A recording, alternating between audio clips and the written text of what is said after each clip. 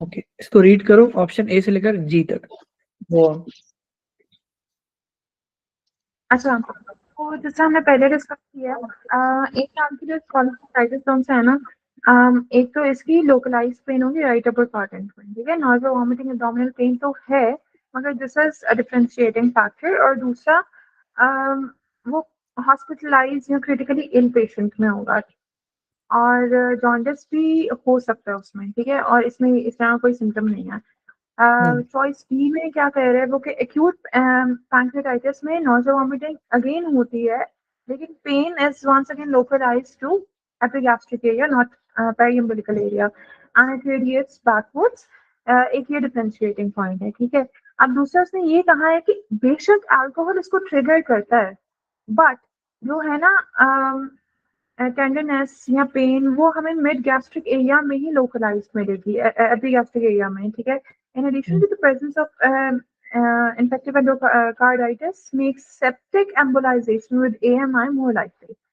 Okay, तो इसमें merely location ही इन दोनों पॉइंट्स को आराम से डिफरेंशिएट कर सकती है। तीसरा ये कि अल्कोहल विथड्रॉल जो सा है ना, उसका पैटर्न बिल्कुल भी ये नहीं होता, उसमें एब्डोमिनल पेन आती ही नहीं, उसमें दूसरे फीचर्स होते हैं, जिसमें रेस्टलेसनेस, डायफरेसिस, टैकीकार्डिया, और इसलिए क्योंकि जो है अल्कोहल है वो डिप्रेसेंट है, उसकी इनेट क्वालिटी ही है। तो अब जब वो विथड्रॉ होगा तो वो स्टिमुलेंट्स वाले सिम्टम्स देगा, restlessness, diaphoresis, tachycardia, moderate severe होगा, seizures, hallucination, altered mental status, और ये जो सब कुछ है उसने कहा है mostly it occurs in a time frame of 24 hours, 4 दिन बाद ऐसा नहीं होता। चॉइस डी में उसने क्या कहा है, intra-abdominal abscesses don't होता है, it is characterized by subacute fever, focal abdominal tenderness and weight loss, क्योंकि वेट लॉस की यहाँ कोई हिस्ट्री नहीं है, 4 डेज में कोई वेट लॉस सिग्निफिकेंट नहीं होता, खैर यहाँ पे हिस्ट्री भी नहीं है, और फोकल एब्डोमिनल टेंडरनेस भी नहीं है। अब एक ऑप्शन है ऑपियोइड विड्रॉल, क्योंकि उसने हीरोइन की हिस्ट्री दी थी तो वो हमें इस तरफ लेके जाना चाह रहा था, मगर वंस अगेन उसने कहा था उसके प्यूपल कौन से हैं, वो नॉर्मल साइज है। वैसे तो ओपियोइड टॉक्सिसिटी में पिन पॉइंट प्यूपिल होते हैं, तो ऑब्वियसली जब हम इसको विड्रॉ करेंगे तो हमारे स्टार्टल्ड आईज होंगे, ठीक है, मगर उसने बोला कि ये नॉर्मल आईज हैं। मैंने तो इसको इस पॉइंट से डिफरेंशिएट किया था, एमीड्रासिस नहीं था उसमें, ठीक है, लेकिन यहाँ पर एडिशनल पॉइंट्स ये हैं कि विड्रॉल में फ्लू लाइक सिम्टम्स होते हैं, ठीक है, बाउल साउंड्स इंक्रीज होते हैं rather than decrease, this is something new to my knowledge. तो इसमें बाउल साउंड्स इंक्रीज होंगे ओपियोइड विड्रॉल में, ठीक है। और ये उसने कहा है कि एक तो इसका ऑनसेट ओपियोइड विड्रॉल का विद इन आवर्स होगा, 4 दिन बाद वंस अगेन नहीं होगा। पेपिलरी मसल रप्चर जो उनसे सीरियस मैकेनिकल कॉम्प्लिकेशन है, एक्यूट एमआई की कोई हिस्ट्री नहीं दी, उसने इन्फेक्टिव एंडोकार्डाइटिस की दी है। और जब पेपिलरी मसल रप्चर होता है तो it presents with sudden onset hypertension, pulmonary edema with respiratory distress. So this is how we do this. So I think we should move forward. हमने इसको thoroughly कर लिया। रीड करो लाउडली। अच्छा, an 80-year-old woman comes to the office due to 1 year history of progressively severe crampy abdominal pain that occurs immediately after she eats. Okay, so now we'll start from the vital signs. Temperature is 98, blood pressure raised 140/92, pulse 80, respirations are 14. BMI 24, near to obesity, abdomen is soft, non-tender, non-distended. Bowel sounds are present. Abdominal express shows no abnormalities. Which of the following is most likely cause of the patient's current presentation? अब हम इसकी history एक दफा पढ़ लेते हैं कि the pain is diffuse but more pronounced in the epigastric area and associated with frequent bloating and nausea, occasional diarrhea. The patient has 15 kg weight loss, क्योंकि फूड वर्जन है, ये खाना खाने से उसको पेट दर्द होता है, तो अब उसने हिंट मत खाना दो, नहीं दो। सही है, okay. She has lost her appetite since the pain episodes began. Her other medical problems include hypertension, type 2 diabetes mellitus, hypercholesterolemia, peripheral vascular disease, and coronary artery disease. 3 years ago, she had an inferior wall MI. which was treated with drug-eluting stent. The patient has 20 past year history of smoking, but quit 15 years ago. She drinks half a glass of wine. Acha. Okay, so let me see the options.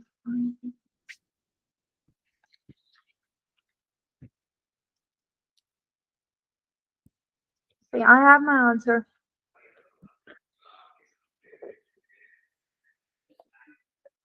क्या answer है आपका? Okay. Atherosclerosis of mesenteric arteries. हाँ, लेकिन chronic है इसमें। अच्छा, क्यों? देखो ना, एक्यूट की प्रेजेंटेशन हमने पीछे थॉरली पढ़ी है, उसको तो दोबारा बताने की फायदा ही नहीं। क्रॉनिक इसमें मेटाबॉलिक सिंड्रोम है, इसमें टाइप 2 डायबिटीज, मेनाइटिस है, हाइपरटेंशन है, हाइपरकोलेस्टेरोलेमिया है, पेरिफेरल वास्कुलर डिजीज है, कोरोनरी आर्टरी डिजीज है, स्मोकिंग करता है, ये प्रॉपर मेटाबॉलिक सिंड्रोम है, ठीक है। और over the passage of time, एक तो एक्यूट इसलिए नहीं है, 1 साल हो गया उसको इन सिम्टम से, ठीक है, तो क्रॉनिक है। तो ये जो सा मतलब जब भी एथेरोस्क्लेरोसिस होता है बॉडी में, तो it is not a phenomena restricted to a certain organ और ऑर्गन सिस्टम, वो आपकी पूरी बॉडी में होता है, ठीक है। तो अब ये है कि अब इसका फूड एवर्जन, वेट लॉस हो रहा है। अब इसलिए हो रहा है क्योंकि जब वो खाना खाता है तो हम कहते हैं ना कि खाना खा के तो शावर नहीं लेना चाहिए या इस तरह, क्योंकि आपकी सारी ब्लड सप्लाई आपके गट को गई हुई है, आपने शावर ले लिया, कुछ स्ट्रेनस एक्सरसाइज कर ली, तो आपके ब्रेन को तो ब्लड सप्लाई उस तरह जा नहीं रही, तो देयर आर चांसेस कि आपको डिजीनेस हो सकती है and you may fall, you can फेंट, ठीक है, आपकी ब्लड सप्लाई सारी वहां गई हुई है। अब जबकि वो एथेरोस्क्लेरोसिस है तो प्रॉपरली ब्लड सप्लाई नहीं जाएगी आपकी गट को, तो हाँ। जब जब नहीं जाएगी तो इस्कीमिया होगा, उसको दर्द होगी, जब जब वो खाना खाएगा उसको दर्द होगी, तो अगर वो खाना ही नहीं खाएगा उसका वेट लॉस होगा। तो ये इस तरह से मैंने किया। क्रॉनिक पैंक्रेटाइटिस देख सकते हैं, वैसे आपने जो ऑप्शन लगाई है, लेकिन उसमें उसकी पहले तो कोई पैंक्रेटाइटिस की हिस्ट्री नहीं थी, और दूसरा it is yes it is specific to epigastric area, मेरे ख्याल से आपने इसलिए किया, but it is once again not radiating anywhere, और occasional diarrhea, I don't think so it is associated with it. And food aversion once again is not associated with this, but we can see, we can look forward. इसको slide down कीजिए। यहाँ पर आओ, option D था ना अपना, chronic pancreatitis का। Okay, हाँ ठीक है, ओके। पेन इसका okay, चलो go ahead. पढ़ो। Pain accompanied by malabsorption may be due to chronic pancreatitis or Crohn's. Crohn's disease में transmural intestinal inflammation होती है. However, these diseases frequently produce abnormal CT scan or X-ray findings. Pancreatic calcifications.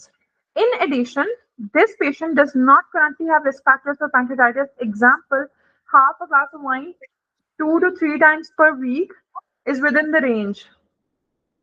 He has quit smoking. Severe pain immediately after meals is more consistent with CMI than chronic pancreatitis. Also, chronic pancreatitis often presents with repeated flares rather than progressively worsening pain. Nice.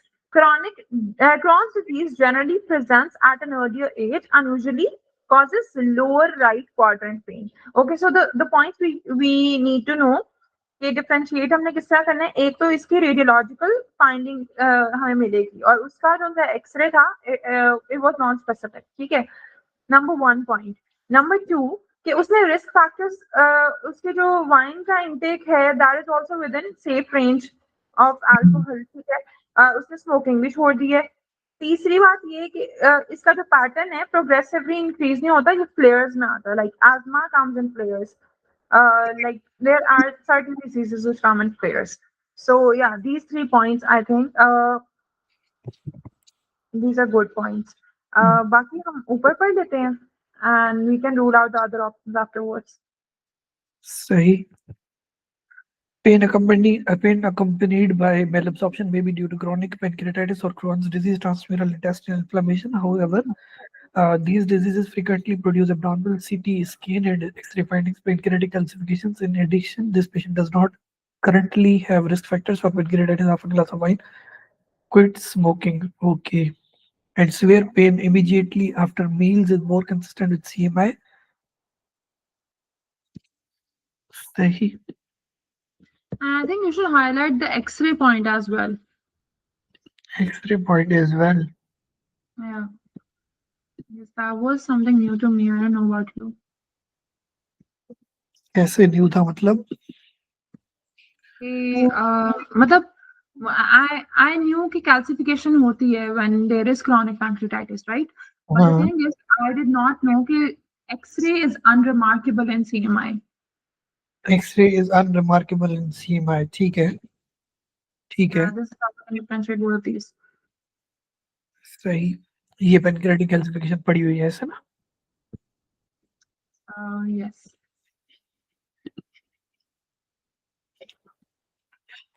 ठीक है। Also, chronic pancreatitis often presents with repeated flares rather than progressively worsening pain.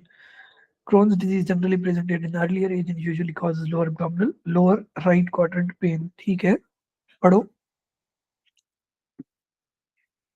आप पढ़े एक second. मैं पढ़ूं? हम्म। chronic ischemia etiology में atherosclerosis, smoking, dyslipidaemia. ठीक है। और उसके बाद clinical features crampy postprandial, epigastric pain, food aversion and weight loss. Diagnosis with signs of malnutrition, abdominal bruit, CT angiography preferred, Doppler ultrasonography. Management में risk reduction, tobacco reduction. Okay. Nutritional support and endovascular or open surgical revascularization. This patient with a history of vascular disease most likely has chronic mesenteric ischemia. CMI commonly presents with crampy postprandial epigastric pain, intestinal angina, food aversion, and weight loss. Good. हम्म। तुमने बोला था कि food aversion है ना? हम्म। MP postprandial epigastric pain, intestinal angina. सही। crampy post prandial epigastric pain, intestinal angina, post prandial epigastric pain, intestinal angina. Okay. Patients may also report nausea, early satiety, and diarrhea. The anginal pain frequently starts within the first hour of eating and slowly resolves over the next 2 hours. It is most likely related to shunting of blood away from small intestine to meet the increased demand of stomach.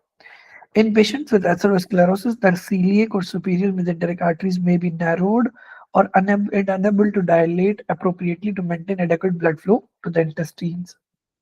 Physical examination may show signs of malnutrition and may have revealed an abdominal bruit in 50% of the patients, but can be otherwise unremarkable. Although abdominal X-ray and CT scans may demonstrate calcified vessels, diagnosis requires better visualization of vessels. CT angiography is the preferred choice, although Doppler ultrasonography may be helpful.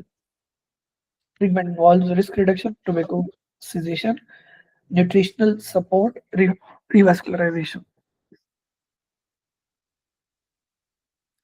X ray और CT scan दोनों कर सकते हैं, उसमें आपको calcified vessels मिलते हैं, लेकिन आपको सीटी स्कैन करना होता है एज अ प्रेफर्ड चॉइस, या आप अपना डॉपलर अल्ट्रासोनोग्राफी भी कर सकते हो।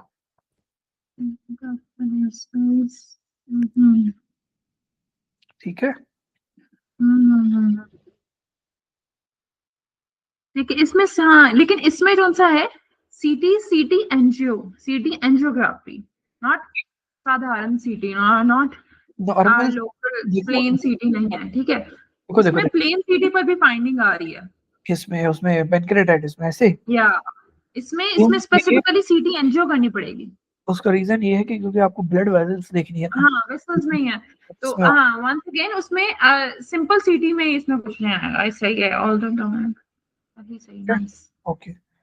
Treatment involves risk reduction, for example, tobacco cessation, nutritional support, revascularization. Biliary colic occurs as the gallbladder contracts against an obstructing stone, transiently raising intra-gallbladder pressure. The pain is often localized to the upper right quadrant and does not occur after every meal. Upper right quadrant and does not occur after every meal. Significant weight loss is rare. सही बात है बिल्कुल। सही बात है। Colic जो होता है वो रुक रुक के होता है, एपिसोडिक होता है।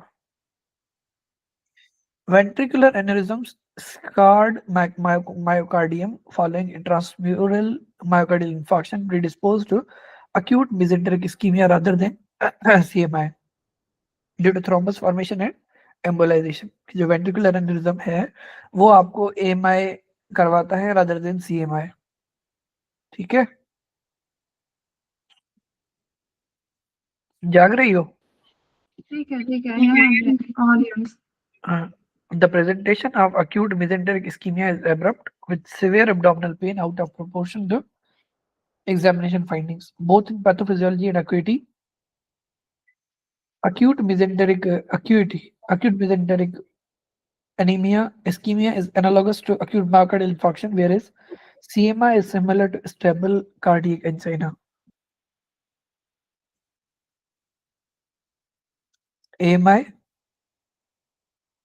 यहाँ पर भी AMI है, ठीक है। CMI stable cardiac angina. ये स्टेप 1 में तो आता था सवाल इस पे, एनालॉजी पे, as far as I remember. Irritable bowel syndrome does not usually lead to significant anorexia and weight loss. If present, these features should prompt the consideration of other diagnosis. Okay. The diagnosis of chronic ischemia should be suspected in patients with unexplained chronic abdominal pain, weight loss, and food aversion.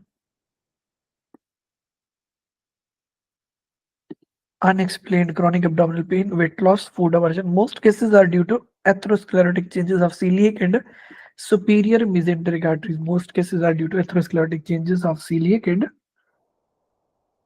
superior mesenteric arteries.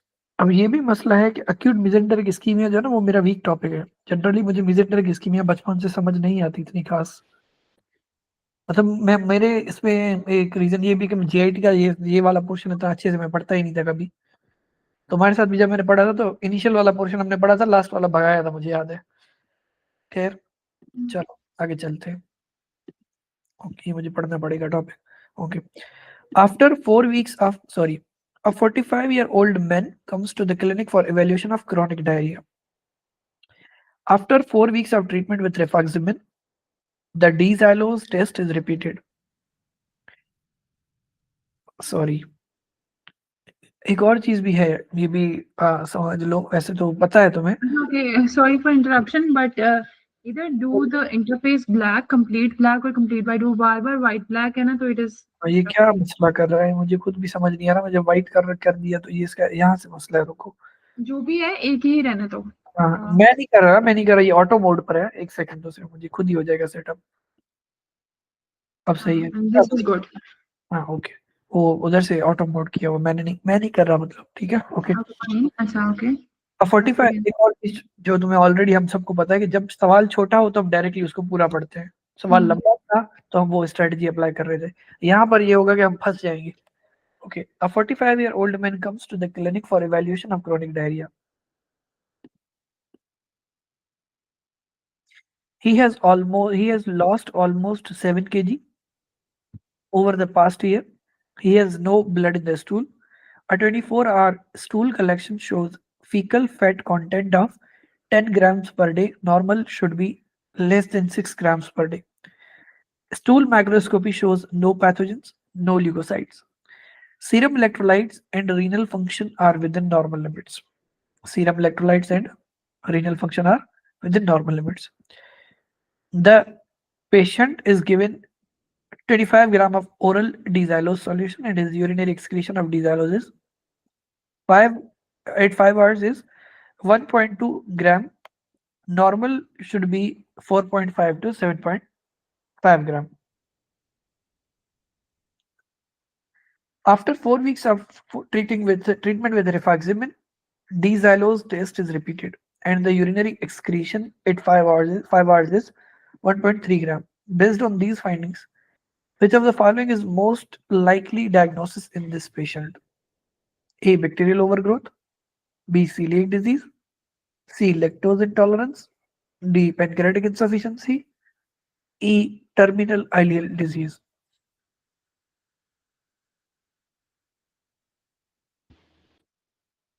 I'm confused between two options, but I think I'll go for pancreatic insufficiency.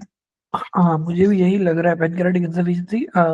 सवाल जब इसमें first aid में there was a line written for D-xylose, but Let's open for the option and see. ठीक है, Yeah, I was confused between these two. Okay, let's see.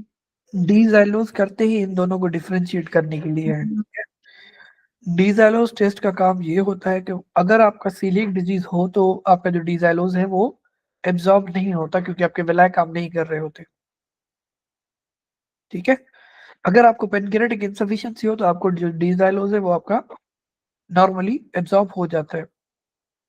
The problem is कि यहाँ पर जो डीजैलोज था 25 ग्राम हम ले रहे थे अपना डीजैलो सोल्यूशन ले रहे थे और 85 आवर्स 1.2 ग्राम आ रहा था। नॉर्मल जो है वो आपका 4.5 टू 7.5 ग्राम आना चाहिए था, मतलब ये एब्जॉर्ब ही नहीं हुआ था।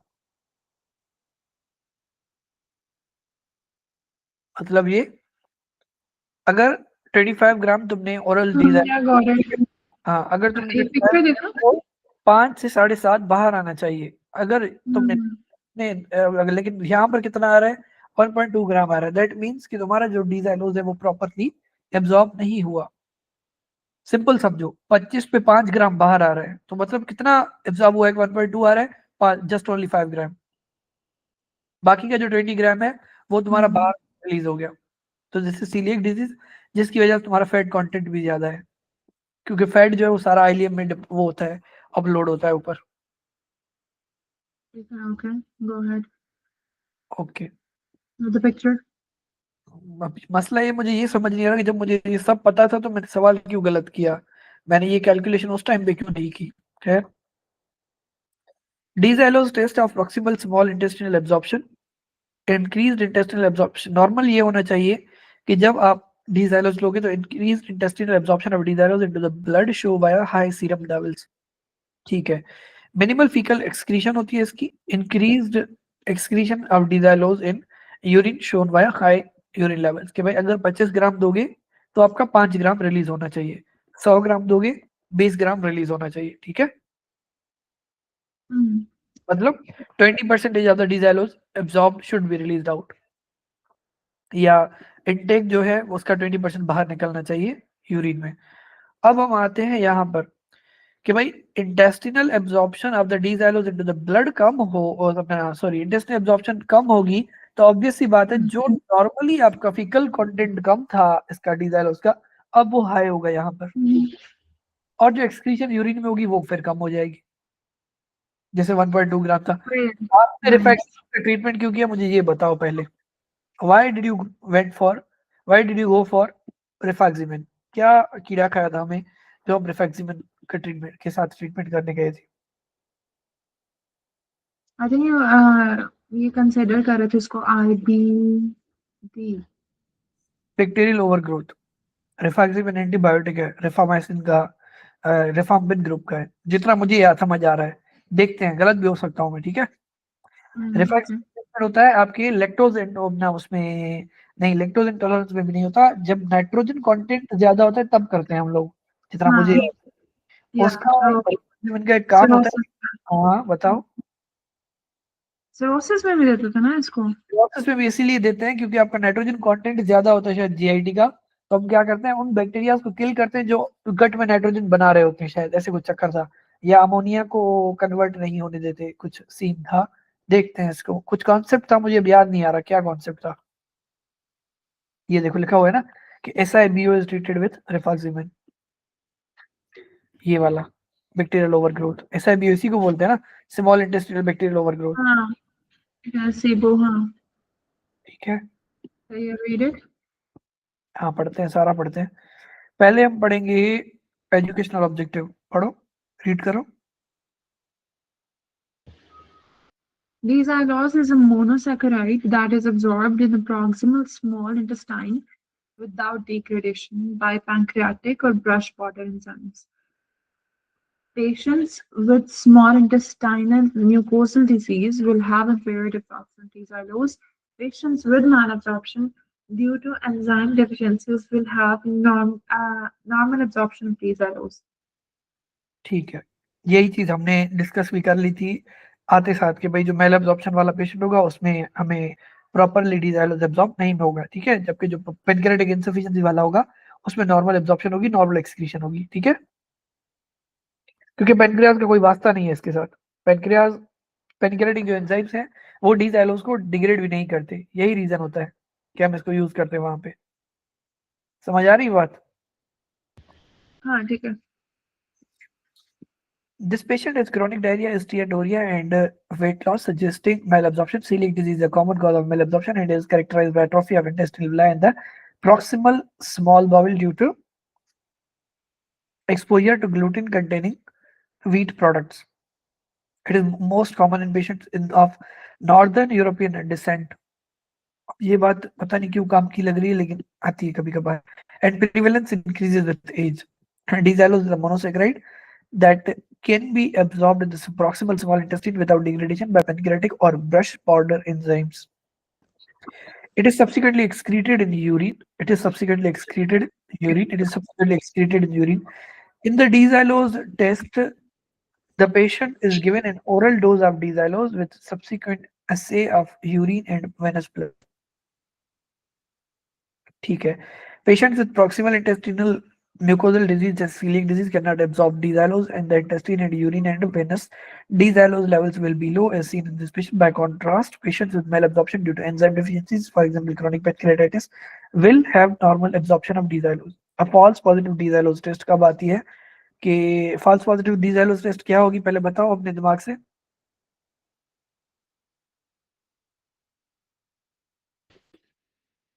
फॉल्स पॉजिटिव ऐसे होना चाहिए कि तुम्हारी जो यूरिन के जो पेशेंट की जो यूरिनरी एक्सक्रीशन है उसमें हमें डी-xylose मिलना चाहिए, पर हालांकि एब्जॉर्प्शन होनी नहीं चाहिए वहां से। सही। ठीक है, दिखे तो पॉजिटिव लेकिन होना नहीं चाहिए। अब ये मैं गलत भी हो सकता हूँ, आओ देखते हैं। अब फॉल्स पॉजिटिव डी-xylose टेस्ट, सॉरी मैं उल्टा बता दिया। फॉल्स पॉजिटिव डी-xylose क्या है कि भाई जो यूरिनरी एब्जॉर्प्शन नॉर्मल हो, ठीक है, लेकिन जो लेवल्स हो वो कम आए यूरिन में, ओके। तो तो डिजीज ये कहाँ पॉजिटिव। गया था? फैमिली सीन लगा रहा हूँ, ठीक है। ठीक है, डिजीज पॉजिटिव दिखाए आपकी डिजीज हो ना। उसके रीजंस क्या क्या हो सकते हैं? डिलेड गैस्ट्रिक एम्पटी, तुमने हाई फैटी मील ले लिया, दावत का खाना खा लिया हमने, उसमें डिलेड गैस्ट्रिक एम्पटीन होती है। ठीक है, एम्पेयर्ड ग्लोमेरुलर फिल्ट्रेशन के फिल्ट्रेशन ठीक ना हो, उसको एकेडी हो या उसको सीकेडी हो या कोई और मसला हो, इन्फ्लेमेशन हो। Okay, small okay. Intestinal overgrowth हो आपको, क्या होगा? Characterized by alteration in the small intestinal flora due to abnormal intestinal anatomy or motility leading to bacterial fermentation of D-xylose before it can be absorbed। कि bacteria क्या कर दे? D-xylose को ferment करवा दे। ठीक है, जैसे बैक्टीरिया क्या करते हैं सिरोसिस के केस में, लैक्टोज को शायद वो क्या करते हैं, लैक्टोज को फर्मेंट करते हैं इसमें अपना अमोनिया में, या कुछ इस तरह का चक्कर था, मुझे एग्जैक्टली नहीं याद आ रहा। One second. Okay, SIBO is treated with rifaximin. Therefore, it is unlikely in this patient where D-xylose test results did not change following treatment with rifaximin। कि आपने SIBO को ट्रीट करने की कोशिश की थी with the help of rifaximin, but आपको कोई भी बेनिफिट नहीं मिला, जो एक्सक्रीशन पहले थी वो अभी ही है। सो आपका ट्रीटमेंट गलत था, आपकी डायग्नोसिस गलत थी। ठीक है, I want to look into this once again. Small intestinal bacterial overgrowth characterized by alterations in small intestinal flora, okay, due to abnormal intestinal anatomy or motility leading to bacterial fermentation of and D-xylose before it can be absorbed. Okay, वो absorb होने से पहले ferment हो गया। SIBO is treated with rifaximin, therefore it is unlikely in this patient whose D-xylose test results did not change because वो treat हो जाना था और उसकी absorption better हो जानी थी, लेकिन अब नहीं हुई। Okay, I got it. बिल्कुल। सही है। अब ये तुम अपने पास रख लो, क्योंकि ये चीज अगर भूल भी जाए तो सर्च करोगी व्हाट्सएप में और तुम्हें मिल जाएगी। ठीक है, तो क्या आगे? हाँ। हाँ, next. A 62-year-old man comes to the office due to difficulty swallowing solids and liquids. His symptoms have progressively worsened over the past 3 months. Progressively worsened. The patient also has occasional regurgs of undigested food and nighttime cough that disturbs his sleep.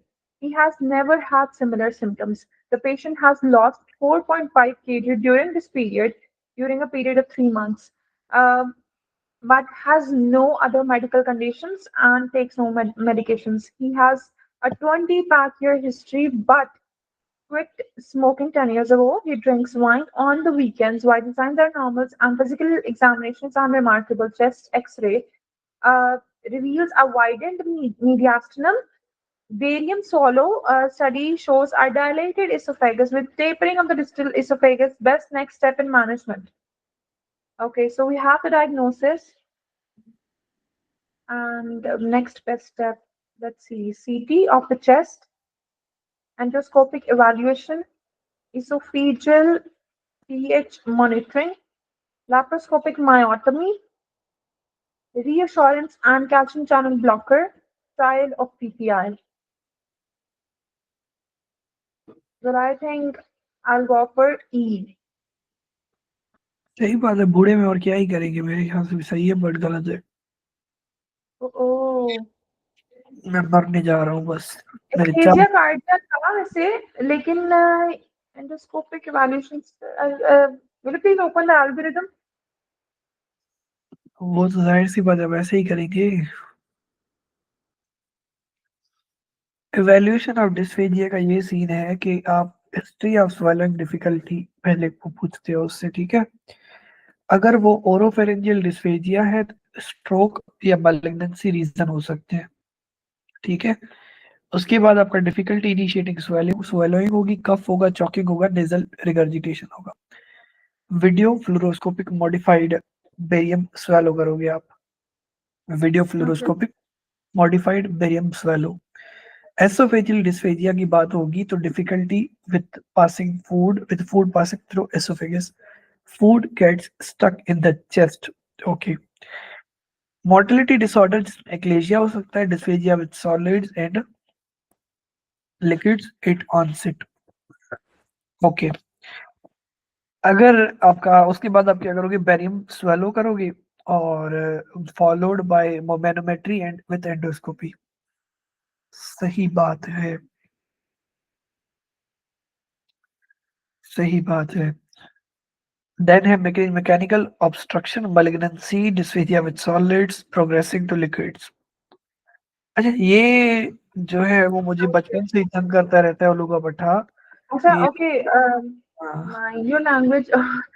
नहीं, अच्छा, इसमें ये है कि जो सा है ना, अगर ओरोफेरेंजियल डिस्फेजिया है तो video fluoroscopic modified barium swallow किया हमने, जो कैमरा गाइडेड हमने वो फ्लोरोस्कोपिक इवैल्यूएशन किए, ठीक है। लेकिन अगर इसोफेजियल है तो we divided into two.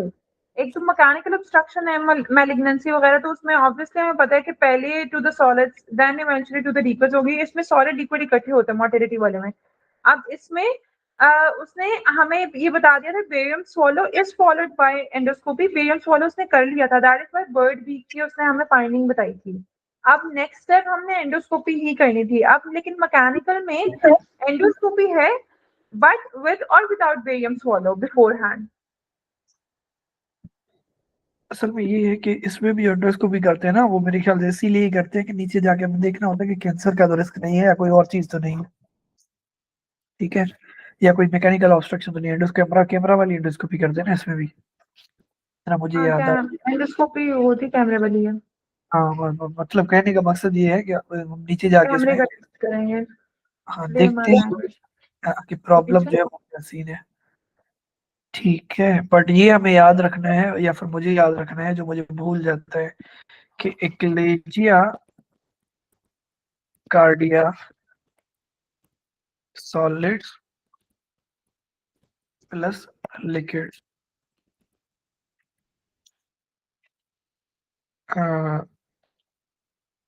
Oesophageal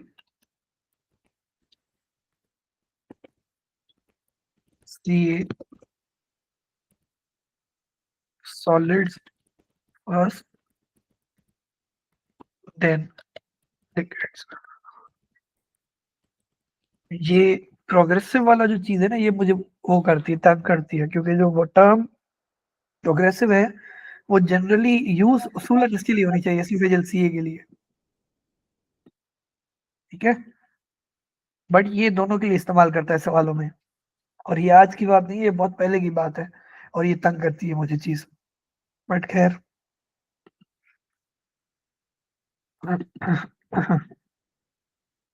चलो, एजुकेशनल ऑब्जेक्टिव कह रहा है कि pseudo achalasia results from malignancy near the lower oesophageal sphincter.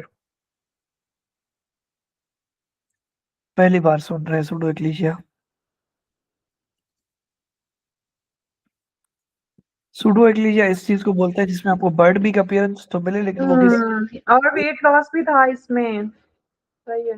इसका दोनों में होता है। उसका रीजन ये है कि जो एक्लेजिया अच्छा, का वेट लॉस, हाँ दोनों। उसमें भी खाना उसमें भी वगैरह। आगे जाता नहीं है फूड, हाँ, ये बहुत ईगर्ट भी बड़ा, होता है। टू बी ऑनेस्ट बताऊं तो ये बहुत बड़ा मसला है। जब आपके पास एक्लेजिया और उसका सवाल आता है ना कैंसर का, तो ये आपको बहुत तंग करता है सवाल। ठीक है, वो इसलिए तंग करता है कि कोई कहता है कि बचपन से हमने यही पढ़ा, या तो टीचर्स हमें जो है वो इजी करने के लिए ये बता देते थे कि जो प्रोग्रेसिव टर्म है वो यूज होती है आपके उसके लिए, क्या नाम है, कैंसर के लिए, और सॉलिड्स लिक्विड्स की बात कर देते थे उसके लिए, क्या नाम है, एक्लेजिया के लिए। लेकिन अगर तुम यहाँ पर देखोगे तो इसने सिम्टम्स हैव प्रोग्रेसिवली वर्सेंड। अब इसने टर्म प्रोग्रेसिवली यूज की, लेकिन उल्लू के भट्टे ने किसके लिए यूज Because किया? it is cancer. हाँ, Because it is cancer. The reason it is using progressive का word, क्योंकि ओके, उसने कहा है कि स्यूडो एक्लेजिया कैंसर की वजह से ये बर्ड वीक बन रही है, समझ रहा हूँ लेकिन तुम्हारी बात। सिम्टम्स और उसका जो बर्ड वीक वाला जो साइन है, दैट इज एग्जैक्टली लाइक एक्लेजिया, बात है, हम लोअर लोग एंड पे है। हम लोग इसको ऐसे ही याद करते हैं फिल वक्त कि भाई ये कैंसर के लिए प्रोग्रेसिवली, जो अपने बचपन से पढ़ा हुआ है, ठीक हाँ है, यही ठीक सही है। होगा। लेकिन मैंने देखा है कि दोनों जगहों पर मिक्स करता है ये प्रीवियस मैंने इस पे यूं समझो कि एक एक सवाल पे सर मारा हुआ है मैंने। पर ठीक है, मसला नहीं है, आगे बढ़ते हैं। Pseudogliia results from a malignancy near the liver esophageal sphincter esophageal cancer and can mimic idiopathic eclasia in clinical presentation and barium swallow study findings। कि भाई आपको कोई रीजन नहीं मिलेगा, और इसमें इडियोपैथिक वही होती है जिसका कोई कॉज नहीं होता, ओके, आइडेंटिफाइबल कॉज नहीं होता। Therefore, patients with suspected eclasia should undergo upper endogastrointestinal endoscopy to rule out malignancy। यही बात मैंने तुम्हें उस टाइम पे बोली थी जब एल्गोरिथम देख रहे थे। मैंने कहा एंडोस्कोपी कैमरा से इसीलिए करते हैं कि हमें मैलिग्नेंसी को रूल आउट फिर भी करना होता है, भले ही हमें पक्का हो कि भाई ये एक्लेशिया है, लेकिन स्टिल क्योंकि बंदे की एज भी ज्यादा थी, वेट लॉस भी था, और भले इंटरमिंगलिंग फीचर्स हैं लेकिन फिर भी मिल रही है। सही था, okay. This patient is progressively worsening dysphagia with solids and liquids, and barium swallow reveals dilated proximal esophagus with distal tapering. This presentation is consistent with eclasia. Eclasia is an esophageal motility disorder that can be idiopathic, for example, primary eclasia, or due to mass esophageal cancer. Eclasia could be due to the mass, जो primary eclasia होती है, और जो pseudo eclasia होती है वो कब होती है, जब आपको esophageal cancer हो जाए। हालांकि ये उसूलन ये एक्लेजिया नहीं है, लेकिन एक्लेजिया इसलिए बोल रहे हैं क्योंकि प्रेजेंटेशन वही है। Esophageal cancer obstructing the pseudoeclasia. The patient has several risk factors suggesting pseudoeclasia due to malignant cause, including tobacco use, which increases the risk for esophageal cancer. Alarming feature including older age of greater than 60 years, rapid symptom onset less than 6 months, and significant weight loss in contrast to idiopathic eclasia.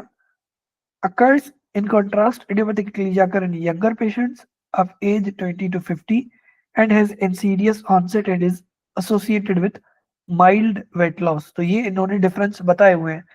मैं इसीलिए बार बार कह रहा हूँ कि इसका जो सवाल आता है वो मिक्सचर का आता है, इसीलिए हमें ये याद करना पड़ेगा कि कौन सी चीज कहाँ पर फिट बैठती है।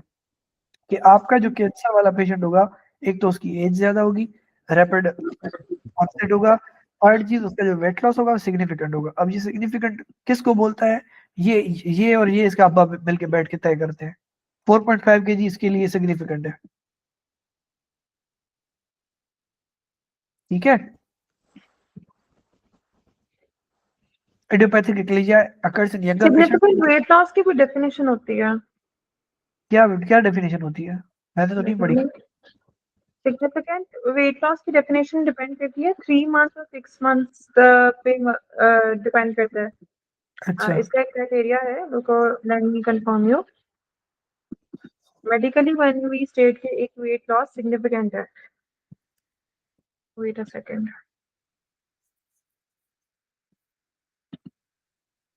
हाँ, yes. If a person loses more than 5% of usual body weight in 6 to 12 months, ठीक ओके। है? For example, if you are 50 kgs, ठीक है, and more than 5% will be how much? 50 का 5% होगा तकरीबन 2.5 kg। Yeah. If you lose more than that, it really depends on your weight, ठीक है? कि अब मुझे आपके ये वेट का बताओ 5% से ज्यादा अगर आप 6 महीने या 12 महीने में लूज करो, दैट इज क्लिनिकली सिग्निफिकेंट, ठीक है? मैल कि न्यूट्रिशन के लिए इसकी डेफिनेशन होती है कि अगर मोर देन 10% इन 6 मंथ्स बातें और तुम्हारी, ठीक हाँ तुम्हारी बातें ठीक है, तुम्हारी बातें ठीक है, लेकिन यहाँ पर तुम्हें नॉर्मल वेट कहाँ दिया हुआ है बंदे का, अंदाजा मतलब लगाओगी। हाँ, यहाँ 62 years old मेल है। अच्छा, हाँ okay, so the thing is कि when weight is not given तो हम फिर उसको यूजुअली हम 70 आइडियल कंसिडर करते हैं। ठीक है, 70 का 3.5 हुआ मतलब 10%। So this is more than it significant, right? फिर ये बंदा कौन सा है, 60 साल से ऊपर भी है, ठीक ठीक है? है। तीसरी बात उसने क्या की कि ये सडन ऑनसेट होना चाहिए, इंसिडियस नहीं होना चाहिए। सही। आई थिंक हिस्ट्री में सडन ही था, क्वेश्चन चले गए। ठीक है, समझ गया मैं, सही, तुम अपनी जगह सही हो, सही कह रही हो। ओके, चलो आगे चलते हैं। Widened mediastinum on X-ray, which can be caused by tumor metastasis, mediastinal lymph nodes, or local tumor invasion. In addition to esophageal manometry required to confirm the diagnosis, patients with suspected eclasia should undergo upper gastrointestinal endoscopy due to their potential for malignancy in idiopathic eclasia. Endoscopic findings typically include retained digested food, normal appearing esophageal mucosa, and a dilated esophagus. The lower esophageal sphincter is closed but can be easily traversed with the scope. In contrast, mucosal lesions are typically seen in malignancy, and the LES, lower esophageal sphincter, is difficult to traverse due to obstruction by tumor. CT scan of the chest is appropriate for staging if endoscopy shows malignancy or if endoscopy is negative despite a high concern for malignancy. तो barium swallow सबसे पहले, उसके बाद आपने endoscopy करनी है, then आपने CT scan करना है, ठीक है? However, upper सही है, gastrointestinal however, upper gastrointestinal endoscopy should be performed first. Endoscopy pH monitoring is typically performed to confirm the diagnosis of GERD in patients with symptoms refractory to PPI therapy. GERD does not cause weight loss, significant dysphagia, or tapered narrowing of distal esophagus. Myotomy is the recommended treatment for idiopathic eclasia for patients at low surgical risk. In con- पाइलोरोमायोटमी होती है ना उसमें। हाँ, पाइलोरोमायोटमी होती है, इसको बोलते हैं नाइसिन फंडोप्लाइगेशन। हाँ, या In contrast, calcium channel blocker therapy is much less effective and is considered for patients who want to avoid invasive procedures. These treatments should be considered only after malignancies are excluded and eclasia is confirmed with manometry. Manometry, या सही है, उसमें ज्यादा pressure आए और low risk patients are the ones जो young हैं, insidious है, कम वेट लॉस है, तो ये तो बिल्कुल उस कैटेगरी में फॉल नहीं कर रहा था। दूसरा ये कि ये है ही pseudo, it is not malignancy, तो इट ऑल मेक सेंस। हमने कैल्शियम चैनल ब्लॉकर लिया था कंसिडरिंग कि ये एक्लेजिया है, हमें नहीं पता था ये स्यूडो एक्लेजिया है। हाँ, सही है। ये भी था। बिल्कुल, और बूढ़ा था चचा, तो मैंने कहा इसको क्या और तंग करें, इसको रीअश्योर करो और सीसी भी दे दो, घर भेजो। A 54-year-old man comes to the clinic due to bitter taste and substernal burning 30-40 minutes after meals of the past several years.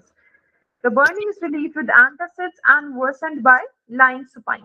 Over the past 3 months, the patient has also noticed that a food gets stuck in his chest and has experienced an unintentional weight loss of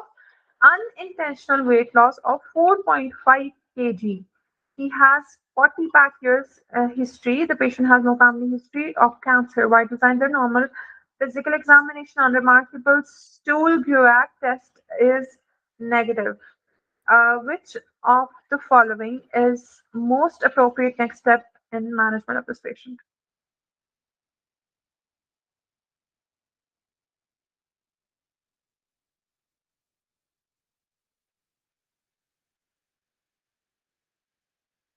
No.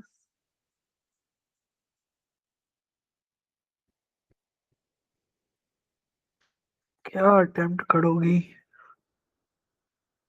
फिलहाल तो I'm ruling out. D ruled out, E ruled out. It is not GERD क्योंकि GERD का हमने पीछे पढ़ा है. GERD में obviously metallic taste और सब कुछ होता है, मगर उसमें ना उसमें वेट लॉस नहीं होता. ठीक है, तो GERD की दवाइयाँ तो बंद करूंगी ना पहले. फैमोटिडिन, लांसोप्राजोल. ठीक है. अब दूसरा है कि उसमें आई थिंक पीएच मॉनिटरिंग भी नहीं करूंगी. ठीक है. सही है. बिकॉज अच्छा, और एज पार रहा है. Antigen testing I don't think I'll go for it.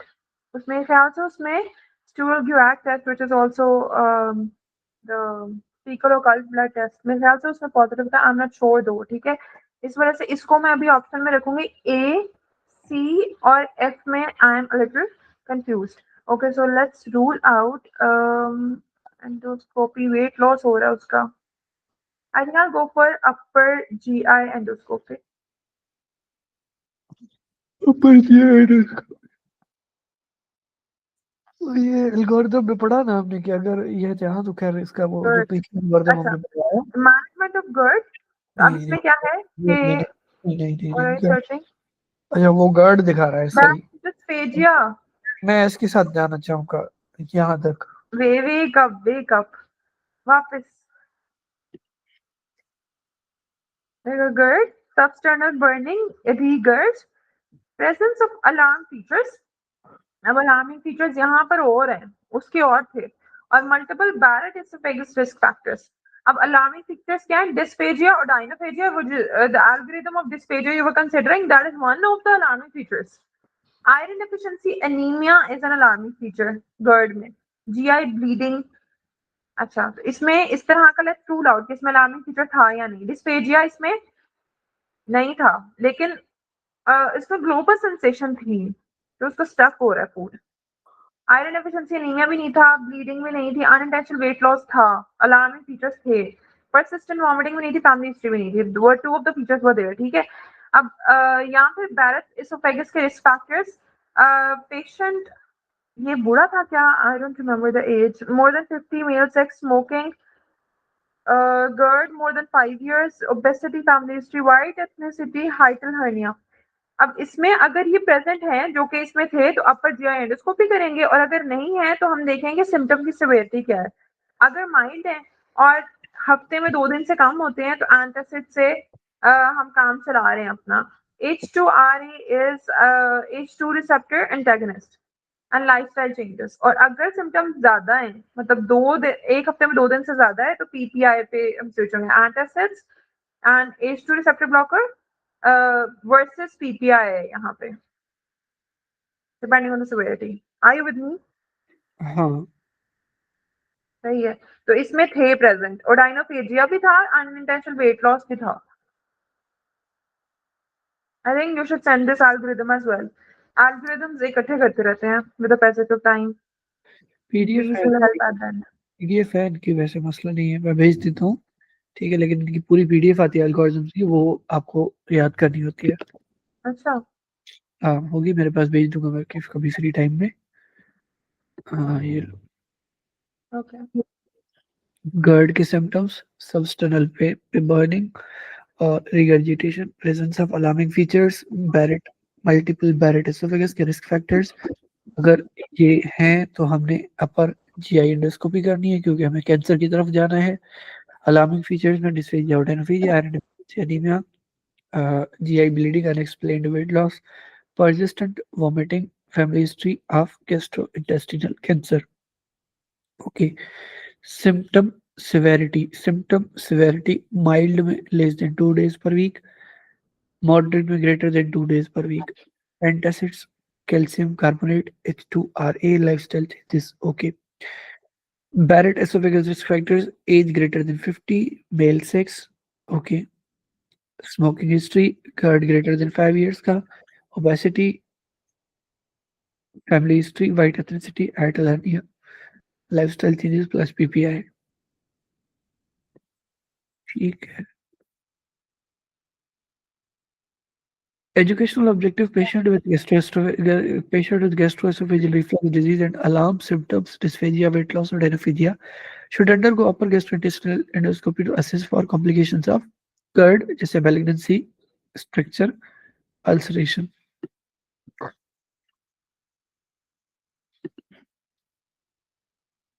अब ये किसी टाइम पे बहुत ज़्यादा इम्पोर्टेंट हुआ करती थी जब हम फाइनल ईयर पढ़ते थे. मैलिग्नेंसी, स्ट्रक्चर, इवन ये ओस्की का सवाल होता था डायरेक्टली कि कॉम्प्लिकेशंस ऑफ GERD क्या होते हैं. मैलिग्नेंसी, स्ट्रक्चर, अल्सरेशन हमारे फाइनल ईयर में आया होगा. ओके. अलार्म फीचर्स क्या हैं? Dysphagia, odynophagia, weight loss, IDA and many more. Okay. This patient is long-standing GERD characterized by substernal burning that is known as heartburn and regurgitation, bitter taste in mouth. In addition, अब metallic taste कुछ और होती है. Bunty bro, metallic taste कुछ और होती है. ठीक है. मेटालिक टेस्ट किसकी वजह से आती है? आप मेट्रोनाइट्रोजोल की वजह से. फॉर सपोज एक और ड्रग है जो मेथामोजोल, जो वो करवाती है, ग्रेनुलोसाइटोसिस करवाती है, उसमें भी मेटालिक टेस्ट आता है. ठीक है. ये लिखा हुआ है फर्स्ट एड में. तो मेटालिक टेस्ट जो है वो आपका is something different than bitter taste, जितना मुझे याद आ रहा है. मे बी सेम हो, बट मेटालिक नहीं मिलेगा. काम के वक्त नहीं मिलता. मेटालिक किस तरह क्या है?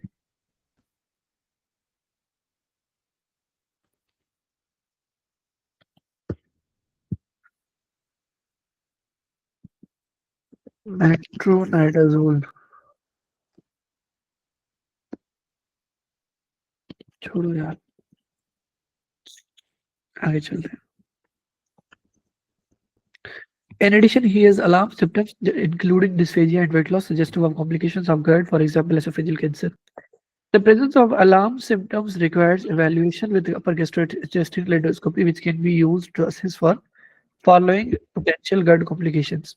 Esophageal adenocarcinoma, typically resulting from Barrett esophagus, associated with alarm symptoms of weight loss, dysphagia, and sometimes a positive family history. Esophageal structure caused by reparative collagen deposition in response to acid-related esophageal damage, presenting with dysphagia. ठीक है. ये collagen. अच्छा, okay. सो आई searched metallic taste. हाँ, तो ये है कि ये GERD में भी होता है. सही है. डिस्यूरिया इसको कहेंगे ना, ऑल्टर टेस्ट परसेप्शन. ठीक है. इट कैन अच्छा, be metallic, it can be sour. अब ठीक है. ये GERD में भी होता है और ये इसमें भी होगा. आपने सही कहा, मेडिकेशंस के रिजल्ट में भी होगा. हाँ, यू राइटली सेड कि ये होगा मेट्रोनिडाजोल में, क्लेरिथ्रोमाइसिन, लिथियम, मेटफॉर्मिन और ठीक, जिंक डेफिशिएंसी. ये फर्स्ट एड में लिखा हुआ है. सही है. यस, या. ठीक है. Esophageal adenocarcinoma typically results from the red esophagus associated with alarm symptoms of weight loss, dysphagia, and sometimes a positive family history. Esophageal structure caused by reparative collagen deposition in response to acid-related esophageal damage, presenting with dysphagia.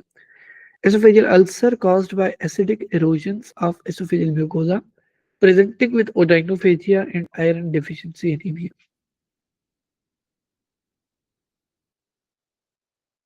ठीक है. सही है. Ulcer में क्योंकि bleeding होगी तो IDA के साथ आएगा, ओडाइनोफेजिया के साथ आएगा. Painful swallowing.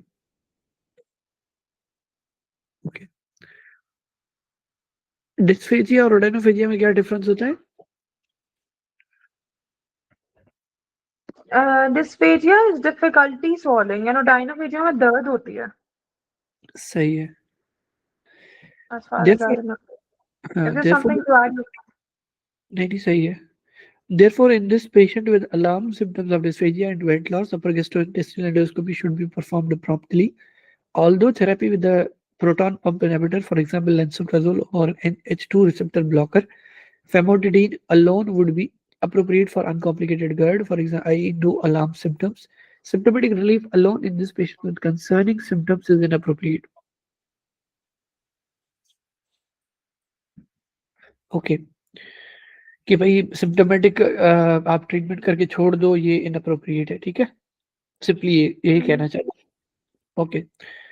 Esophageal manometry is used to diagnose motility disorders जैसे eclasia which can cause regurgitation due to impaired peristalsis. अच्छा, इस सवाल में जो मैंने ऑप्शन जो चेंज किया वो लास्ट मोमेंट पे चेंज किया, जब मैं अटेम्प्ट करने वाला था उससे पहले चेंज किया। मे बी तुमने इसकी जस्टिफिकेशन दी शायद इस वजह से, अदरवाइज शायद मैं इसका एग्जाम में मैं ये करके आता ऑप्शन ए। ठीक है। Why? अब पता नहीं, बस मैं अब तुक्का लगा गया था, मतलब जो मेरा वहां पे मतलब मेरा जो माइंड काम कर रहा था वो इस तरफ कर रहा था कि मैं एक्लेजिया को रूल आउट करूं। बट फिर मैंने जब तुमने इसको एक्सक्लूजन में लाया तो मैंने फिर सोचा कि मैंने कहा यार ये तो नहीं हो सकता, तो इस वजह से मैं उस पे मतलब वो हो गया, चेंज हो गया मेरा माइंड। ठीक है। इस तभी के तुम तो अपनी जगह सही हो, लेकिन मैंने हिंट पिक कर ली काइंड ऑफ, ठीक है, क्योंकि मैंने अपना माइंड इस पे बनाया था, एसोफेजियल मैनोमेट्री पे। मुझे ये वाला अटेम्प्ट करना चाहिए था। चाहे स्कोर गलत हो सही हो वो बात की बात है। ठीक है। ओके। वही तो अब किया है अटेम्प्ट, नहीं, क्या मतलब? वही अटेम्प्ट किया है व्हिच यू वांटेड टू। नहीं नहीं, वो मैंने अभी किया है, वो attempt, पहले मैंने ये किया था। अच्छा अच्छा, ओके ओके, ओह अच्छा। ये वो है, इसमें क्रॉस चेंज कर सकते हो आप अटेम्प्ट करने के बाद। ओके।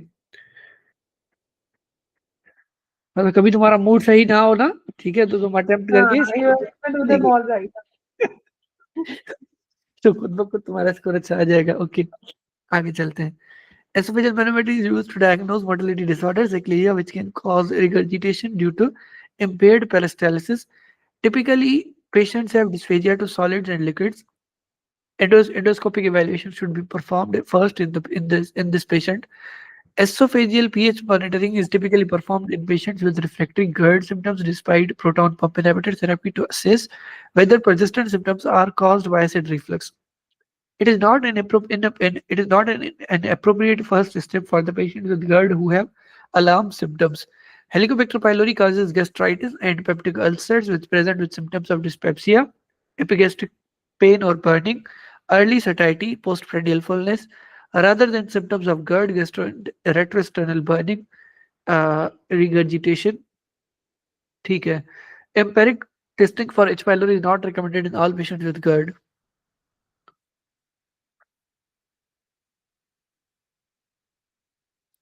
एच पाइलोरी जो होगी उसके फीचर्स होंगे डिस्पेप्सिया, एपिगेस्ट्रिक पेन और burning, early satiety, post prandial fullness. ठीक है। जबकि गर्ड के जो फीचर्स होंगे रेट्रोस्टर्नल बर्निंग और रिगर्जिटेशन। अब मैं इसमें थोड़ा वो हो जाता हूँ, लाइक मुझे नहीं पता कि मैं कैसे इसको डिफरेंशिएट करूंगा। मुझे एच पाइलोरी और गर्ड की जो वो फीचर्स होती हैं वो ऑलमोस्ट एक ही तरह की दिखती हैं। ठीक है। तो अब ये कैसे उस वहां पे करेंगे डिफरेंशिएट, आई डोंट नो, अल्लाह मालिक है।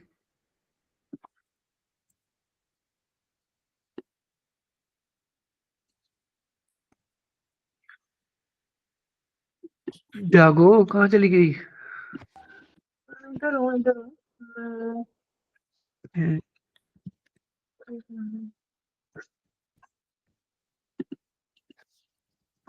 ठीक है। तो हेलिकोबैक्टर पाइलोरी गैस्ट्राइटिस और पेप्टिक अल्सर करवाते हैं। सिम्टम्स क्या आते हैं? डिस्पेप्सिया आपकी ये 3 चीजें हैं। कौन सी? एपिगैस्ट्रिक पेन और burning, early satisfactory, post prandial fullness. Retrosternal burning की बात करें, रिगर्जिटेशन की बात करें, गर्ड।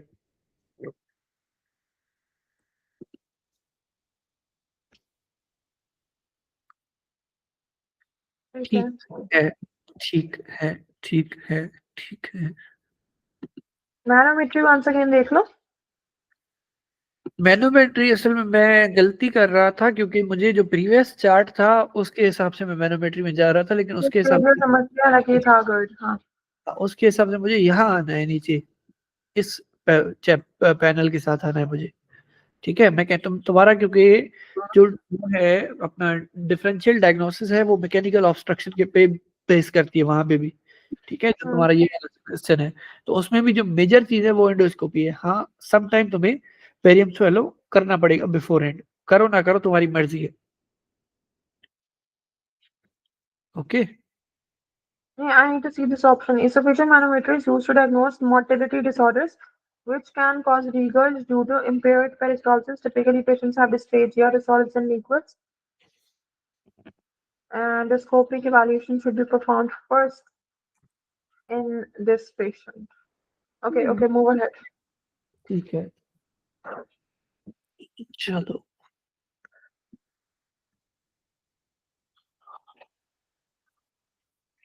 A 46-year-old man comes to the emergency department with several episodes of vomiting. The last episode of emesis contained blood. 5 hours ago, he had a fatty meal, several alcoholic drinks. Okay. Bloody vomiting. Okay.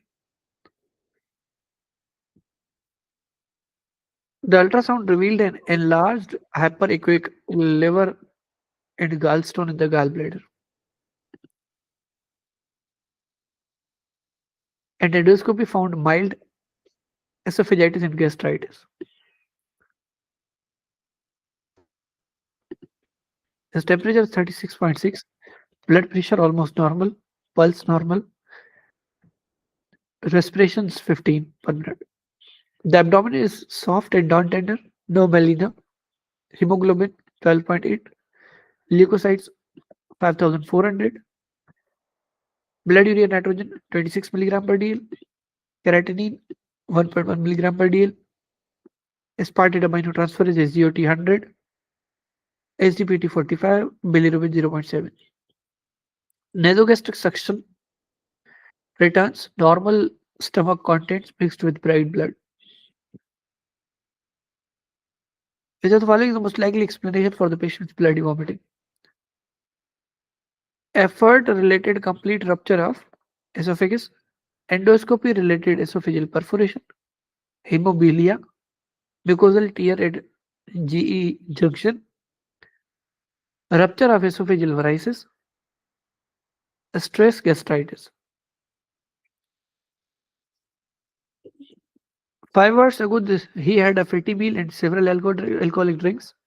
The patient's medical history is notable for alcohol use disorder. He also has chronic dyspepsia, for which he was evaluated 3 days ago with upper gastrointestinal endoscopy and abdominal ultrasound. हाँ जी, क्या attempt करेंगे आप? Just wait a second. Which of the following is most likely explanation of this patient's bloody vomiting? Effort-related complete rupture of the esophagus, mediastinal widening तो उन्होंने बताई नहीं, और ये सही एंडोस्कोपी ये रूल आउट कर दिया मैंने। No, endoscopy related esophageal, no, it wasn't clear. Varices. Hyperechoic liver, gallstones in the gallbladder. Fatty liver भी है, gastritis भी है, mild esophagitis भी है, stress gastritis नहीं। आई थिंक ये तो यहाँ तो मैलरी फीस की वजह से इसको वॉमिट हुई है पोस्ट टेकिंग अल्कोहल बहुत ज्यादा, ठीक है। या रप्चर ऑफ इसोफेजियल वेरिसेस की उसकी सिरोसिस की कोई हिस्ट्री नहीं दी, हाँ, लेकिन ये I'll go for D or E. I think more probably D, क्योंकि acute history है, 5 घंटे पहले की है। क्या करोगी? सी, hemobilia. D. D, mucosal tear after G junction, at the G junction. अच्छा, सही।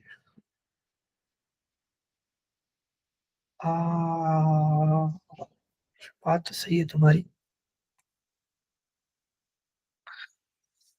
Mucosal tear it E junction, सही हो तुम। इसको वो ना बोलते मेरी बात सुनो, उसने हो। एक्यूट 5 घंटे पहले उसने अल्कोहल, वो अलग बात है, उसका फैटी लिवर वगैरह सपोर्ट कर रहा है कि वो क्रॉनिक अल्कोहल यूज करता है, लेकिन सिरोसिस का कोई एविडेंस नहीं है। उन्होंने जब वो आपकी एग्जामिनेशन की है, कोई शिफ्टिंग डलनेस कोई कुछ उस तरह का नहीं है जो कि वो इस चीज का एविडेंस दे। सही बात है, बिल्कुल सही कह रही हो, बिल्कुल परफेक्टली राइट। पढ़ो। अच्छा, etiology: sudden increase in abdominal pressure, forceful retching, mucosal tear in the esophagus or stomach, some mucosal arterial or venous plexus की bleeding है. It's not always venous plexus. This is something जो मुझे confuse करता था हमेशा, सब mucosal arterial plexus पे होता है। अच्छा, risk factors: hydel hernia, alcoholism. तो एनाटॉमिकल यहाँ पर उसने कुछ भी कमेंट नहीं किया इस बारे में, लेकिन he is alcoholic. Clinical presentation: vomiting, retching, haematemesis, epigastric pain. Diagnosis: longitudinal lacerations on endoscopy. Treatment: mostly it heals spontaneously. Endoscopic therapy for persistent bleeding. मतलब एब्लेशन करेंगे ना फिर उसके अगर persistently bleed करेगा तो। आगे पढ़ते हैं। This patient with alcohol use disorder, alcoholic hepatitis, 2:1, ratio of were the labs given? Aspartate, aminotransferase. Oh yes. अच्छा, I didn't see the difference. ठीक है, okay, आगे।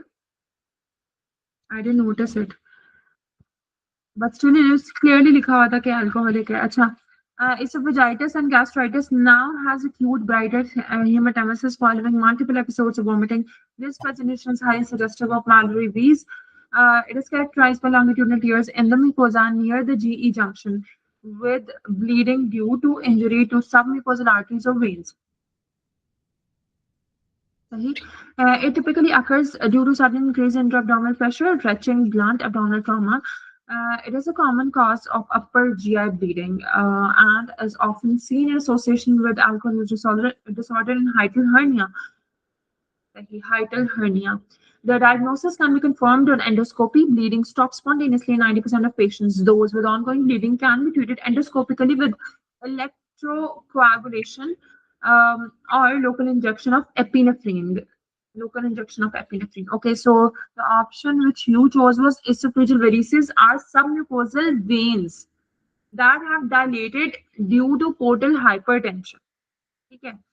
Okay, so Mallory-Weiss में it is submucosal venous and arterial plexus. Or varices में it is only veins. Eventual rupture causes upper GI bleeding. However, varices would likely have been visible on the patient's endoscopy 3 days earlier. सही बात है।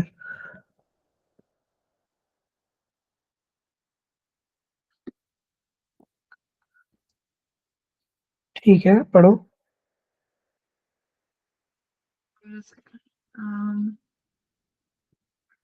अच्छा, अब हम दूसरे options देखेंगे कि ऑप्शन है एसोफेजियल रप्चर। ये तो क्लियरली नहीं है, क्योंकि हमने जब वो मतलब मैंने ये सोचा था कि हमने उसका गैस्ट्रिक लवाश किया है और वहां से हमने निकाला है और उसमें ब्लड आया है। अगर ये होता इसोफेगस से रप्चर होता तो मीडियास्टिनाइटिस या मीडियास्टिनल वाइडनिंग या फिर ब्लड इन थोरैक्स का भी कोई एविडेंस वो देता। Caused by severe retching, Boerhaave syndrome. इसमें और बोरहैव में ये डिफरेंस था, मैलरी भी इज लोअर जंक्शन पे, तो Boerhaave is on the upper area of oesophagus. ठीक है। हाँ, penetrating trauma as a complication of endoscopy. सही। It is characterised by acute chest pain, subcutaneous emphysema and often left sided pleural effusion. ठीक है। ठीक है। हाँ, अच्छा। When esophageal rupture occurs due to endoscopy, it is usually apparent shortly after the procedure. तो इसको 3 दिन पहले हुआ है, तो obviously this is ruled out. ठीक है। ठीक है। हाँ। अच्छा, दूसरा हाँ, लेफ्ट साइडेड प्लूरल इफ्यूजन पे आई वाज थिंकिंग। अच्छा ठीक है, क्योंकि esophagus is more oriented towards left side, मतलब एग्जैक्टली मिडिल में नहीं पड़ी होती। अच्छा, हीमोबिलिया नहीं है, क्योंकि जो सा है उससे रिलेटेड ही नहीं है ये, आगे का उसने कोई बात ही नहीं की। Bleeding in the biliary tree is uncommon cause of upper GI hemorrhage. It is typically seen following abdominal trauma surgery. Endoscopy without manipulation of biliary system would not cause hemophilia. ठीक है, मतलब आप biliary system तक पहुंचे ही नहीं हो, तो how would you cause that spill? सही बात। Stress ulcers, what? नहीं नहीं, सही कह रही हो, हाँ। Stress ulcers develop in the setting of severe and prolonged physiological stress. अगर कोई prolonged hospital admission है, ICU admission है, कोई chronic disease है, किसी को GI bleeding from stress ulcers is usually seen in patients in ICU or burn, yes. Uh, okay, so we are clear, I think. Let's move forward. ठीक है।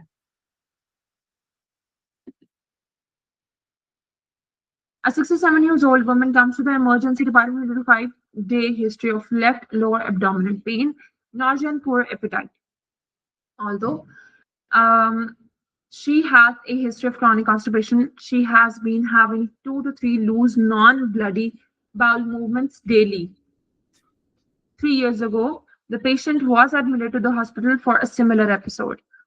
History is notable for hysterectomy and bilateral salpingo-oophorectomy 15 years ago. Fever, she is feverish 101. Blood pressure is quite normal. Pulse 98. She appears to be in moderate discomfort due to pain and cannot find a comfortable resting position. Abdominal examination shows left lower quadrant tenderness and guarding, but no rebound tenderness. There is palpable tender mass. Okay, so she is old, 67, palpable tender mass in the left lower quadrant. Rectal and pelvic examinations elicit exquisite left-sided tenderness. Stool testing is negative. Laboratory results include WBCs of 16,500, which are the following best next step in management. सोचने दो। CT, flexible sigmoidoscopy, pelvic ultrasound, stool culture, stool PCR testing for Clostridioides difficile.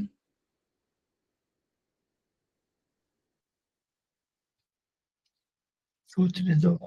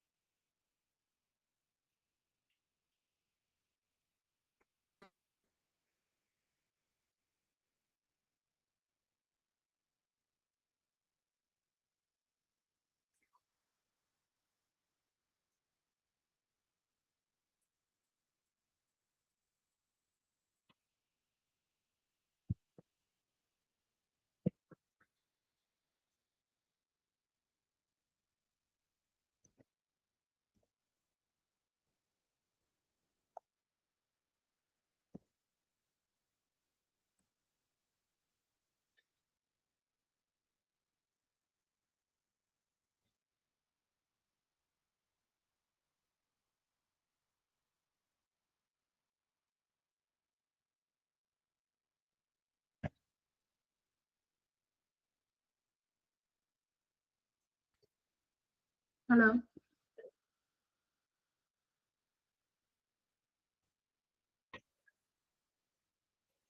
क्या attempt करोगी? मैं first to में मतलब and पे मैं first 2 options पे आई हूँ, ठीक है? बट वंस अगेन ये देखो, एक तो बूढ़ा बंदा है और left sided lower abdominal pain है, तो ये डाइवर्टिकुलाइसिस लाइटिस या डाइवर्टिकुलोसिस की तरफ जा रहा है, ठीक है? दूसरी बात ये है कि इसमें बहुत ज़्यादा WBCs है, मुझे ये डाइवर्टिकुलाइटिस लग रहा है। दैट इज़ व्हाई मैं पहली 2 ऑप्शंस में से देखूँ, लेकिन वंस अगेन अगर मैं सिग्मोइडोस्कोपी कैमरा में देख भी लूँ, तो वो उतना मुझे क्लियरली एक्सटेंट नहीं बताएगा कि ट्रांसम्यूरली क्या है, तो मुझे लगता है सीटी से मुझे बेहतर पता चलेगा। वैसे sigmoidoscopy can also be an option, but सीटी। सही कह रही हो। पढ़ो why did you read. Choose sigmoidoscopy? मैंने क्यों किया सिग्माइडोस्कोपी? पता नहीं। डायग्नोसिस बनाया था, हाँ। फिर क्या मसला हुआ? पता नहीं। पढ़ो। Okay, clinical features of acute diverticulitis, clinical presentation, abdominal pain, nausea, vomiting, and altered abdominal movements. ठीक है, मतलब उसको क्रॉनिक कॉन्स्टिपेशन तो है लेकिन वो स्टूल भी पास करती है। ओके, फीवर है, फीवरिश थी, वो 101 था। Leucocytosis, possible sterile pyuria. Diagnosis CT scan of abdomen, oral या आईवी कॉन्ट्रास्ट के साथ करेंगे। ठीक है, management bowel rest, antibiotic ciprofloxacin metronidazole, cipro and metro, ठीक है, cipro metro. Bowel rest, antibiotics, colonoscopy. 6 to 8 weeks after resolution, your option was right as well, लेकिन वो मैनेजमेंट का प्रोग्नोसिस देखेगा, मतलब रेजोल्यूशन के बाद colonoscopy, sigmoidoscopy can be considered, but why उसको देखते हैं हम। बाउल रेस्ट, एंटीबायोटिक, और फिर हम ये करेंगे 1.5-2 महीने बाद। Complications, abscess, obstruction, fistula and perforation. इसकी आई रिमेंबर स्टेप 1 में मैंने इस तरह की थी कि इसकी और क्रॉन्स डिजीज के जो कॉम्प्लिकेशंस है वो सेम सेम है, एब्सेस है, ऑब्स्ट्रक्शन है, फिस्टुला है, perforation same same. This patient clinically This patient's clinical presentation is concerning for acute diverticulitis, which is characterized by focal inflammation in the colon wall due to microperforation diverticula. Typical features of diverticulitis include left lower quadrant abdominal pain, fever, nausea, vomiting, and leukocytosis. Altered bowel movements, example, loose stools in this patients with constipation, and palpable tender mass from focal inflammation may be present. Patients may also have dysuria or urinary urgency or frequency due to bladder irritation from an adjacent inflamed sigmoid colon. Patients may also have dysuria, urinary urgency frequency, मतलब UTI को mimic कर सकता है ये, ठीक है। ठीक है। Tender mass is also point, UTI को मिमिक कर सकता है due to adjacent inflamed sigmoid colon, because sigmoid colon is placed next to your urinary apparatus. So it can have an effect there. This is something new. I think this should be highlighted. Risk factors include chronic constipation and low fiber, high fat diet.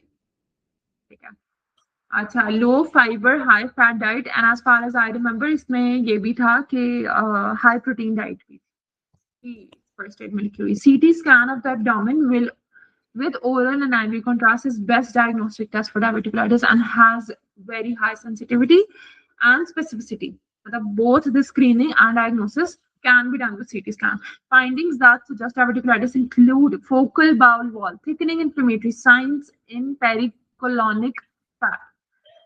ठीक है, okay. ठीक है। Visible, अब ये हमने सीटी हमने किया क्यों, क्योंकि हमने बाउल वॉल थिकनिंग देखी थी, हमें हमें उसमें नजर तो आ जाना था कोलोनोस्कोपी में कैमरा में, लेकिन हमें मतलब पूरी थिकनेस का पता नहीं चलना था कि कितनी विड्थ उसकी हुई है, बिकॉज इन सीटी हम कंप्यूटर पे जो हमारे there is a, for example if we see normal width किसी चीज की 1 सेंटीमीटर है, तो अब हम उसको कंपेयर करेंगे, ठीक है, ट्रांसम्यूरली भी, और सीटी हैज दिस रिकंस्ट्रक्शन वाली प्रॉपर्टीज, तो उसमें बेटर नजर आएगा। इन्फ्लेमेटरी साइंस इन पेरिकोलॉनिक फैट, अब देखो पेरिकोलॉनिक फैट भी हमें अंदर से ल्यूमेन से नजर नहीं आएगा, वो बाहर पड़ा हुआ है कोलॉन के, और हमारा कैमरा कोलॉन के अंदर अंदर है, ठीक है। Visible diverticular are often what, sorry, हाँ पढ़ो। Visible diverticula are often not present and are not necessary for making the diagnosis. CT, okay. अच्छा, they are not necessary. Diverticula होना जरूरी नहीं है, inflammation होना जरूरी है for diverticulitis. CT may also reveal evidence of complications such as phlegmon, inflammatory tissue mass, or abscess, pericolic fluid collection. So the other option which we were confused in was colonoscopy is indicated 6 to 8 weeks after resolution of the symptoms to rule out colonic adenocarcinoma, which can be a factor for acute diverticulitis. Okay, तो अब वो कह रहे हैं कि जब ये settle होगी तो हमने देखना है कि कहीं इसका कॉज कार्सिनोमा तो नहीं है, क्योंकि कार्सिनोमा भी डायवर्टिकुलाइटिस करवा सकता है। Sigmoidoscopy with barium contrast enema is a reasonable option for patients unable to undergo colonoscopy. However, neither of these procedures should be performed in acute phase. Acutely नहीं करते क्योंकि वो पहले inflame हुआ है, because each increases the risk of colon perforation. एक पहले कोई चीज inflame हुई है, उसके अंदर आप intervention कर दें तो it can perforate, ठीक है। In contrast, colonoscopy is useful in patients with GI bleeding. Bleeding वाले patients में हम कर सकते हैं due to diverticulosis. Bleeding due to diverticulosis indicates कि हम नेक्स्ट कोलोनोस्कोपी करें, लेकिन डायवर्टिकुलाइटिस में इन्फ्लेमेशन में भी have to be aware. Was there any other option you were confused in? नहीं यही थे। ठीक है, पेल्विक अल्ट्रासाउंड का सेंस नहीं बन रहा फिलहाल, तो मतलब ऑब्वियस मोर प्रिसाइज इज सीटी, but still we can see ultrasound is useful in evaluating conditions of uterus, ovaries and nexa. In patients with prior hysterectomy, उसकी तो पहले से hysterectomy, bilateral salpingo-oophorectomy, तो फायदा कोई नहीं. Ultrasound has much lower sensitivity than CT. ठीक है. In infectious enteritis assessed with stool culture, Clostridium difficile infection associated with recent hospitalization antibiotic use. Hospitalization antibiotic use की कोई history नहीं थी. Can also present with diarrhea, fever, leukocytosis, um, with abdominal pain. I don't think so. इसको बुखार था. However, a palpable mass is not typically seen. बुखार था इसको, खैर What? बुखार तो था इसको। Oh हाँ, बुखार थी। ठीक है, ठीक है, ठीक है। ये वो अपना क्या नाम है, पेल्विक अल्ट्रा, तो इसकी इन्फेक्शन एंटराइटिस की बात कर रही हो? हाँ, ये पढ़ी हूँ। ये नहीं था वो उसका, क्योंकि बूढ़ा आदमी लेफ्ट साइड पे अमूमन यही होता है, डायबिटिकुलाइटिस ही होता है। अच्छा, लेकिन इसको उसने, वो तो हमने डायग्नोसिस बना दिया था, लेकिन अगर हमें इसको इससे स्पेसिफिकली डिफरेंशिएट करना है तो उसकी हिस्ट्री होगी एंटीबायोटिक यूज या हॉस्पिटलाइजेशन की, और दूसरा ये कि उसने बोला है इसमें डायरिया, तो वैसे उसमें भी होता है, fever, leucocytosis with abdominal pain. Okay, palpable mass नहीं है, सही है। एंटेराइटिस में, इन्फेक्शियस एंटेराइटिस में पैल्पेबल मास नहीं होता, डायवर्टिकुलाइटिस में पैल्पेबल मास होता है। This should be highlighted, not typically seen in either of these infections and suggest diverticulitis. Therefore, CT scan should be ordered first. सही।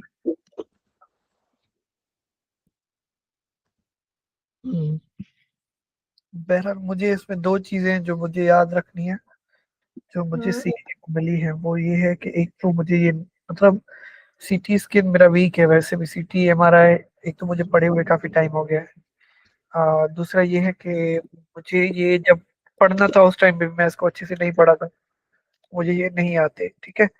एक चीज मेरे लिए ये थी सीखने वाली कि सीटी स्कैन से हमें तुमने एक टर्म यूज की ट्रांसम्यूरल, हमें वो चीजों का पता चलेगा, ठीक है। सीटी स्कैन ट्रांसम्यूरल व्यू देगा हमें। जो चीज मुझे पर्सनली इम्प्रेसिव लगी तुम्हारे अटेम्प्ट करने में, इसीलिए शायद मैं सीटी स्कैन अटेम्प्ट करता भी सही, लेकिन मतलब मैंने तो करके किया ही नहीं, मेरे माइंड में नहीं था, लेकिन क्योंकि ये चीज मेरे माइंड में नहीं आई तो इसलिए मैंने सिग्माइडोस्कोपी को ही अटेम्प्ट किया। यार वो चीज मेरे माइंड में नहीं आई तो सिग्माइडोस्कोपी अपना हक रखती है। दूसरी चीज के जो स्कोपीज है, यानी जो एंडोस्कोपी है, वो अक्यूट स्टेट में कभी भी नहीं करनी। दो चीजें थी जो मुझे इस सवाल में याद रखनी है। नेवर डू acute diverticulitis, क्योंकि रप्चर हो जाएगा।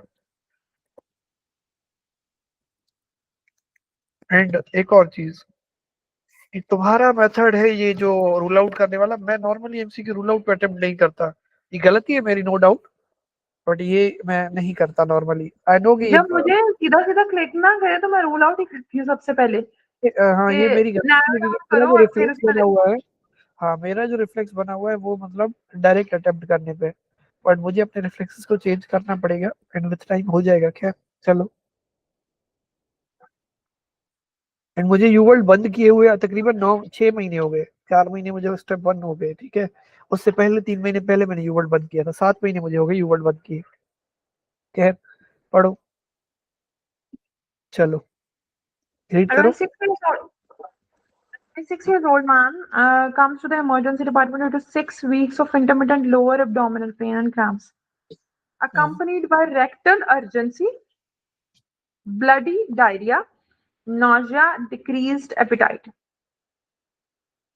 6 weeks with stage K chronic intermittent lower abdominal pain and bloody diarrhea. His symptoms have become more severe, progressive over the past 2 days. The patient has never traveled outside the country and has not been prescribed antibiotics recently.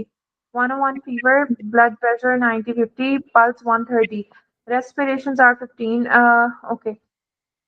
तो ये hypertensive हो रहा है because blood loss बहुत ज्यादा हो रहा है इसको।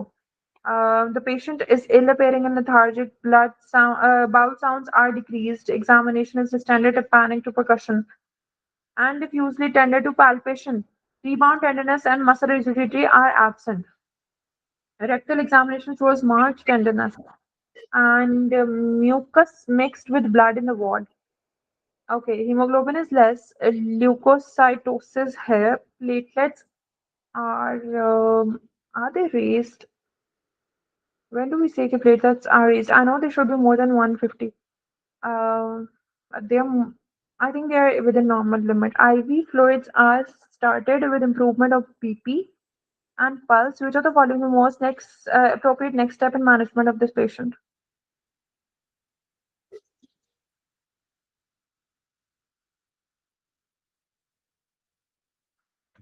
सोचने दो।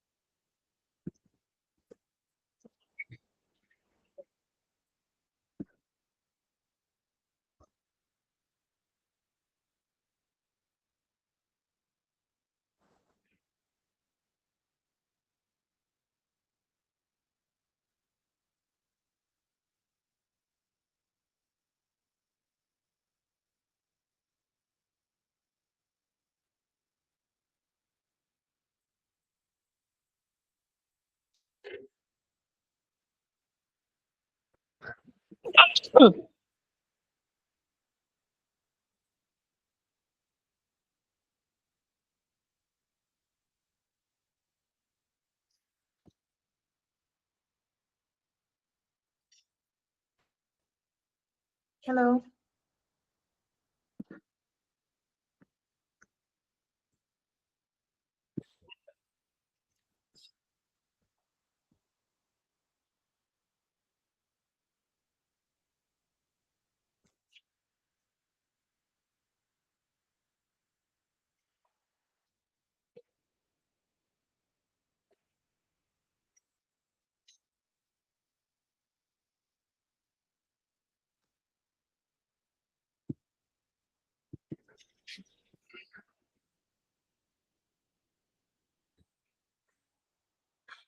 क्या अटेम्प्ट करोगी? Colonoscopy with biopsy लग रहा है मुझे. I'm not sure.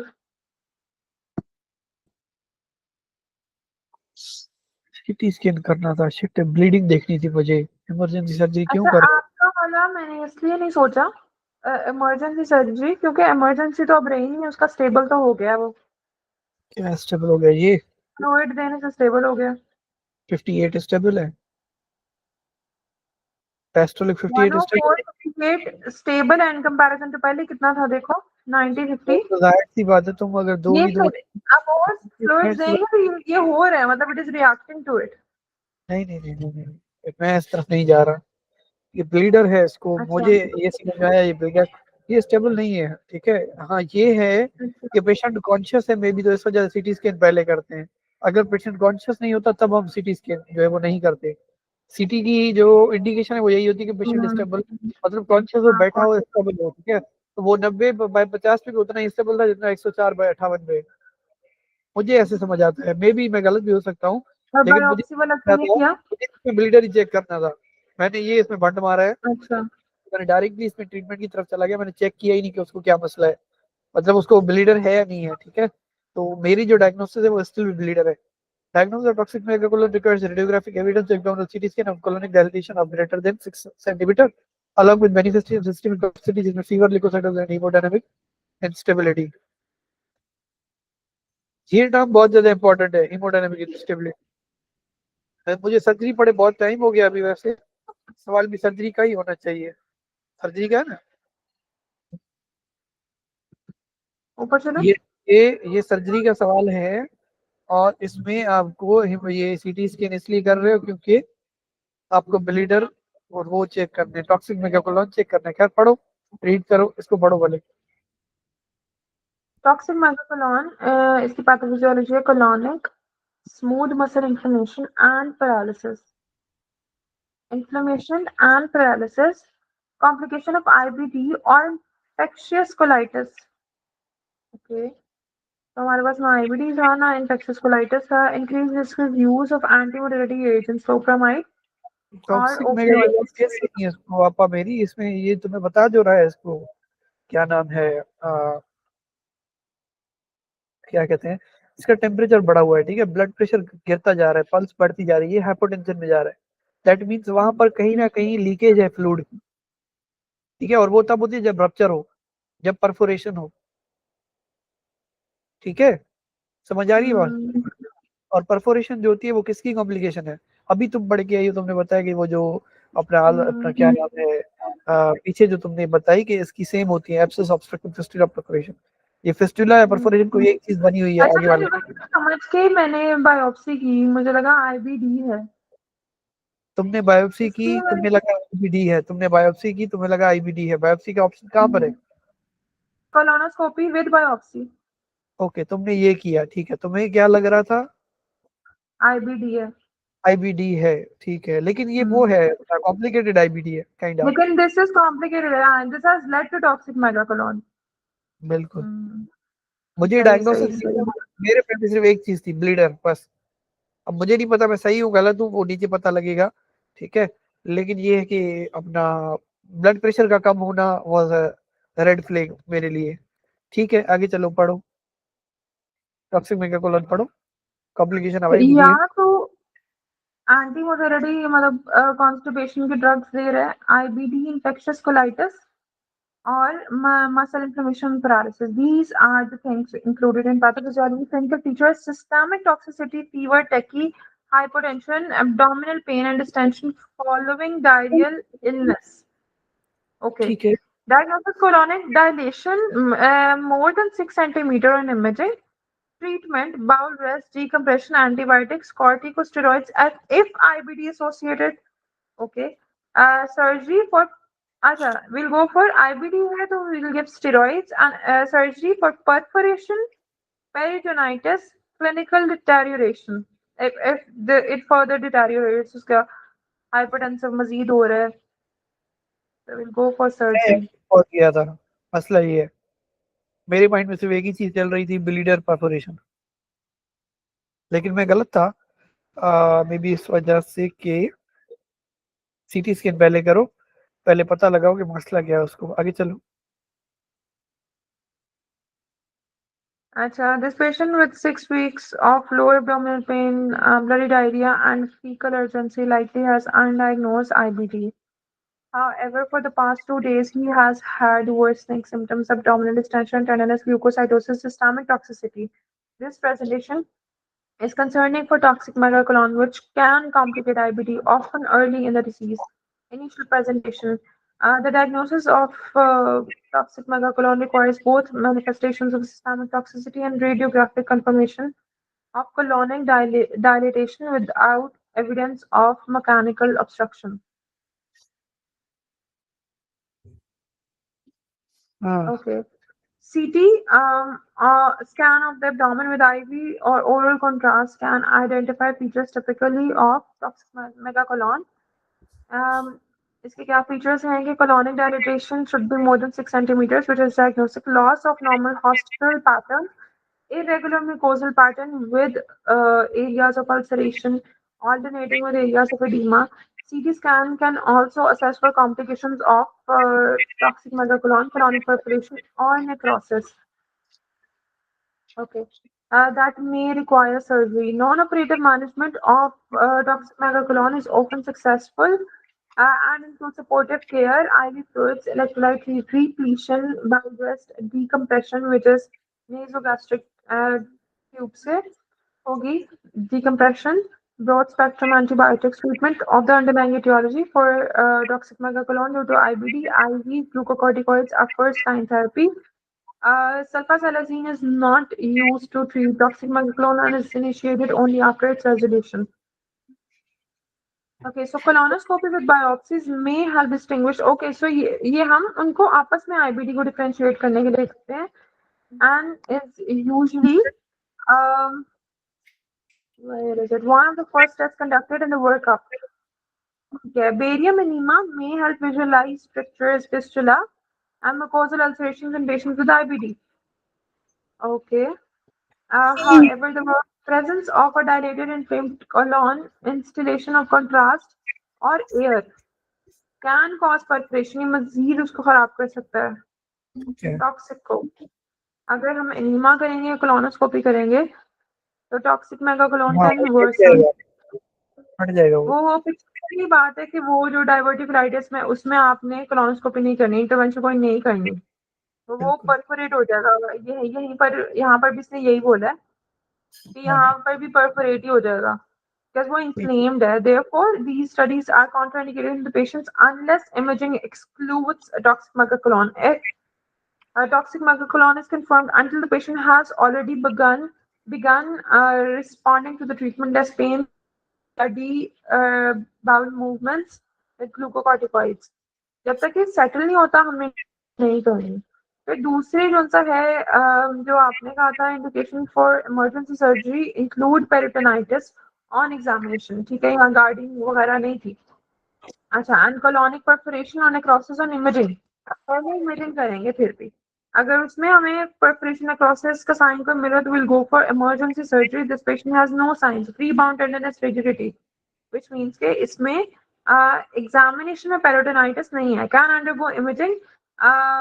Okay, this time abdominal CT as the next step to determine whether the radiological surgical indication सही radiographic surgical indication है या नहीं. क्योंकि हमें एग्जामिनेशन पे कोई सर्जिकल इंडिकेशन नहीं मिली तो हम टेस्ट करेंगे, टेस्ट पर भी नहीं मिली तो फिर हम नहीं करेंगे. इज प्रेजेंट और if non operative management is appropriate. E. Opioid should be avoided क्योंकि opioid की वजह से तो हुआ है toxic megacolon. This is one of the risk factors. इसके pathophysiology में is because they slow colonic motility. This can worsen colonic dilation, precipitate perforation. Parasites for which is Enteromoeba histolytica, which the stool samples can cause diarrhea. However, they typically do not cause stomach toxicity. And absence of travel history are much less likely than other causes. सही है। आगे चलें. चलो। A 32-year-old woman comes to the office due to intermittent right lower quadrant pain and diarrhea for the past 3 months. 3 months. Her stools are usually watery and occasionally mixed with mucus. Yeah. The patient thinks she has lost some weight during this period. She takes no medications. The patient drinks 1 to 2 glasses of wine weekly. Temperature 98, BP normal, pulse 85, respiration 14, abdominal examination shows mild tenderness in the right lower quadrant without rebound. सही है. Stool occult test is positive. Okay. Um, stool occult blood test is positive. The reason hemoglobin is less. Or MCV is within range. ठीक है. Um, leukocytosis थोड़ा सा है और platelets भी I think raised हैं. Which of the following is most likely diagnosis?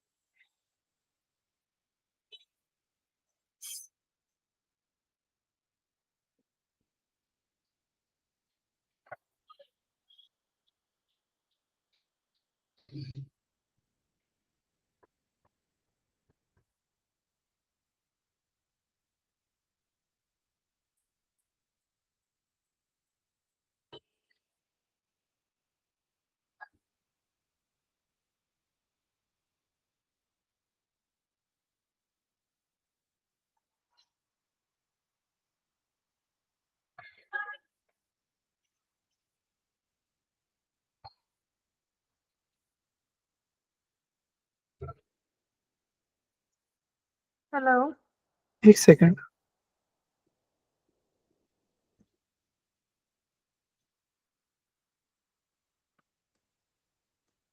तुम क्या अटेम्प्ट कर रही हो तुम?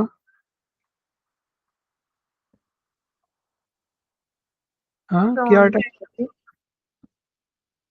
आप क्या अटेम्प्ट कर रहे हो? क्रॉन्स। हाँ? Crohn's disease. क्यों? किस खुशी में? आप किस खुशी में कौन सा कर रहे हैं? पता नहीं, हमारे तो सारे गलत हैं आज के। अच्छा, सीलियक डिजीज इसलिए नहीं मैं कर रही कि इसको पहले तो यहाँ तो चाइल्डहुड में यूजुअली प्रेजेंट करता है, लेकिन 12 जो भी है सीलियक में होता है राइट इसको। लोअर ये क्वाड्रेंट का होता है। कुछ तुक नहीं बनता, ठीक है। हाँ, वो अलग बात है, लेकिन सीलिएक जो है वो 20-25 साल में होता है, और राइट हाँ, लोअर इसमें भी करता है प्रेजेंट, इसमें करता है, मोस्टली केसेस अर्ली करते हैं, इसमें करता है, लेकिन राइट लोअर क्वाड्रेंट का तुक नहीं बन रहा। सुनो, वो अलग बात है कि नहीं होगा, ये नहीं होना चाहिए, वो अलग बात है, ठीक है। या होना चाहिए, वो अलग बात है, लेकिन राइट पे भी होता है सीलिएक। और एज भी वो करती है, क्योंकि सीलिएक जो है वो आइलियम में होता है ज्यादातर, जेजुनम आइलियम में, तो आइलियम राइट साइड पर कभी कभार वो तो हो ड्यूडेनम, जाएगा। हाँ, coeliac is duodenum and jejunum. Coeliac ड्यू नहीं सी duodenum and jejunum not ileum. चलो ठीक है, आगे बढ़ो। इसमें और ट्रॉपिकल स्क्रू में यही डिफरेंस है कि वो इलियम को भी इन्वॉल्व करता है ट्रॉपिकल स्क्रू, और ये ड्यूडेनम जेजुनम में करता है। सही कह रही हो, हाँ ठीक है, आगे बढ़ो। इस वजह से मैं राइट लोअर क्वाड्रेंट में नहीं इस चीज को, क्रॉनिक पैंक्रियाटाइटिस का एविडेंस ही नहीं है दूर दूर तक, वो पहले एपीगैस्ट्रिक होता है, ठीक है। ठीक है। अच्छा, दूसरी बात, लैक्टोज इंटॉलरेंस का उसने कोई इस तरह की हिस्ट्री नहीं दी। आईबीएस इसलिए नहीं, इसमें रोम 3 क्राइटेरिया फिट ही नहीं हो रहा, इसमें कोई पैटर्न चेंज कौन नहीं से हो रहा। क्राइटेरिया? रोम 3 क्राइटेरिया एक होता था, फाइनल ईयर में हम करते थे, उसमें it is a criteria of 3 कि 3 मंथ्स में आपका changing pattern of stool density होता है, आपको स्टूल पास करके बेटर फीलिंग आती है, और कौन सा है ना, उसकी फ्रीक्वेंसी और कंसिस्टेंसी चेंज होती है स्टूल की। इस तरह की कोई हिस्ट्री नहीं उसने दी। जियार्डिया की उसने कहीं कोई ट्रेवल नहीं किया, मुझे नहीं लगता कि जियार्डिया है, मुझे क्रॉन्स लग रहा है क्योंकि इसका स्टूल वो भी पॉजिटिव है, ब्लीडिंग है इसको। बात सही कर रही हो तुम, सही है, क्रॉन्स। चलो पढ़ो आगे। जियार्डिया क्यों किया, पहले वो पढ़ो फिर। पता नहीं, मैं नींद में हूँ आज, मेरा दिमाग काम नहीं कर रहा। मैं पता नहीं कैसे पढ़ रहा हूँ, बट ठीक है, ऐसा गेन हो रहा है। मेन चीज ये है कि मैं सवाल की वो ले रहा हूँ, एजुकेशनल ऑब्जेक्टिव दो चार चीजें ले रहा हूँ, वो इम्पोर्टेंट है बस, ठीक है, क्योंकि रिपीट तो हो जाएंगे सवाल, और ये है कि पढ़ना तो है ना, लेकिन मेरा दिमाग काम नहीं कर रहा। पढ़ो, रीड करो गियार्डिया। जार्डिया नॉन इन्वेसिव पैरासाइट, ठीक है, तो ये इन्वेड नहीं करेगा तो खून भी नहीं निकालेगा, और उसका तो स्टूल पॉजिटिव था ना। अच्छा, हाँ, that adheres to the mucosal layer of the small intestine and significantly impairs fat absorption, स्टेटोरिया करेगा, significant inflammation would not be expected। इसमें इन्फ्लेमेशन है, उसके बहुत ज्यादा ल्यूकोसाइटोसिस है, दूसरा ये कि उसमें ब्लड भी निकल रहा है, इन्वेड नहीं कर रहा, खून क्यों निकालेगा, ठीक है। अब वापस ऊपर चलो। अब वापस ऊपर चलो, एजुकेशनल ऑब्जेक्टिव पढ़ो, फिर चलते हैं। Inflammatory diarrhea. This is inflammatory diarrhea suggested by laboratory findings, leukocytosis, reactive thrombocytosis, normocytic anemia. Causes, okay, leukocytosis, thrombocytosis, and normocytic anemia. Causes include IBD, Crohn's ulcerative, invasive infections. Infections comes here. Clostridioides difficile, Clostridium difficile, हाँ, उसमें bleeding होती है, toxic micron ये वो होता है, ischemic colitis, radiation colitis. Okay, this is something new, radiation colitis, हाँ। ठीक है। Evaluation includes measuring inflammatory markers, blood and stool infection studies and colonoscopy। ऊपर ऊपर पढ़ो। Inflammatory diarrhea, etiology से IBD है, Crohn's, ulcerative colitis, invasive infections में Clostridium difficile, Entamoeba histolytica, क्योंकि वो फ्लास्क शेप अल्सर्स कर रहा था, तो अल्सर कौन सा है ना, वो इन्वेड करता है, हाँ मतलब क्योंकि आपकी इरोजन म्यूकोजल सरफेस की होती है, अल्सर इज वो जो कि नीचे वाली सरफेसेस को भी इन्वॉल्व करे, मस्कुलर लेयर को भी कर लेता है टाइम्स, और CMV in viruses, so this is important, ठीक है। क्लोस्ट्रीडियम डिफिसाइल एंटीमेबा का हमें पता था, CMV का नहीं पता था मुझे, तो ischaemic colitis, radiation colitis is also something new, inflammatory diarrhoea करेंगे, ठीक है। अच्छा, तो clinical characteristics, bloody stool, occult और gross, peripheral leukocytosis, reactive thrombocytosis, anaemia, chronic disease, clinical presentation. अब हाँ ठीक है, अब ये है कि उसने ब्लडी स्टूल बता दिया, peripheral leukocytosis, reactive thrombocytosis, anemia, chronic disease जो कि नॉर्मल से टेक है ऑब्वियसली, इन्फ्लेमेटरी मार्कर्स उसने यहाँ सब कुछ इस तरह ही है, CRP, ESR, faecal calprotectin and lactoferrin. The patient has chronic diarrhea, which means कि 1 महीने से ज्यादा हो तो वो chronic होता है, accompanied by abdominal pain, weight loss. Inflammatory diarrhea is likely given the laboratory findings signifying inflammation, leukocytosis, reactive thrombocytosis, normocytic anemia. Causes of inflammatory diarrhea include the following: IBD, invasive infections, ischemic colitis, and sudden hypertension, radiation colitis. Okay, sudden hypertension can also cause inflammatory diarrhea. Once again, मतलब this should be reinforced. Sudden hypertension है तो inflammatory diarrhea होगा. Radiation colitis following prostate cancer treatments. अगर किसी को diarrhea हो तो okay. Inflammatory diarrhea is characterized by intestinal wall injury. Crohn's disease involves all bowel layers. Transmural and ulcerative colitis involves mucosa, submucosa. The depth of the injury triggers a systemic inflammatory response and leads to a leakage inflammatory cells and blood in stool, which and blood in stool is obviously called hematochezia or gallbladder. Of the listed choices, Crohn's is the only one that causes inflammatory diarrhea. Further testing should be performed to confirm the diagnosis and exclude invasive infection. ठीक है, अब कह रहे हैं कि further testing करनी है, वैसे तो क्लिनिकली हमें यही लग रहा है, to confirm the diagnosis and exclude invasive infection. Evaluation involves measuring inflammatory markers in the blood, CRP, stool calprotectin, collecting stool infectious studies. Colonoscopy typically provides diagnostic confirmation via visualization of colon and terminal ileum. Cobblestoning नजर आएगी, allows for the collection of biopsies demonstrating characteristic findings, example transmural inflammation and granulomas. Celiac नहीं है, involves autoimmune small intestinal injury that leads to villus atrophy with malabsorptive diarrhea. In contrast to inflammatory diarrhea, celiac primarily involves a small intestinal villi and crypts without significant extension beyond the mucosa. अब ये भी mucosa से नीचे नहीं जाएगा, hence there will be no bleeding. ठीक है, तो इसमें स्टियाटोरिया होता था.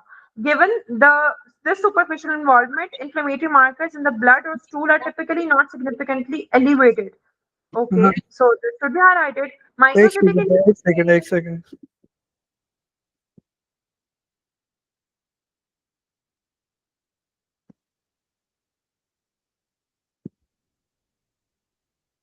Hello.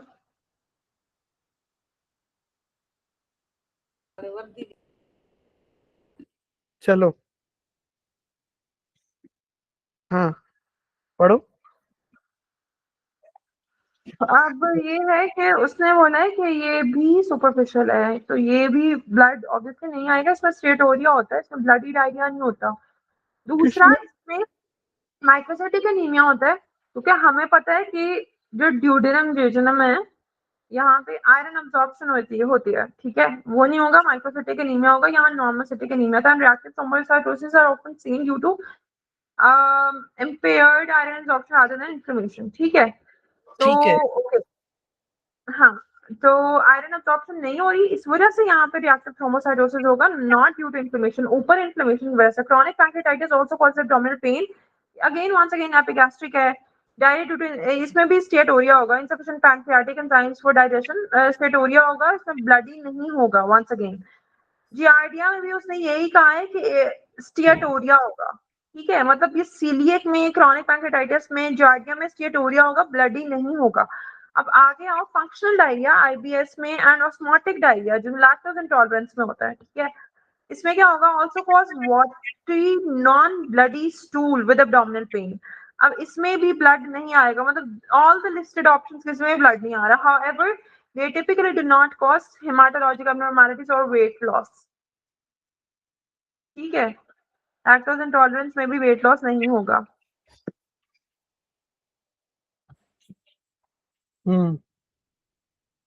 आई थिंक भी हम ब्रेक ले लेते हैं। भी हम ब्रेक ले लेते हैं, सही है भले। एक सेकंड।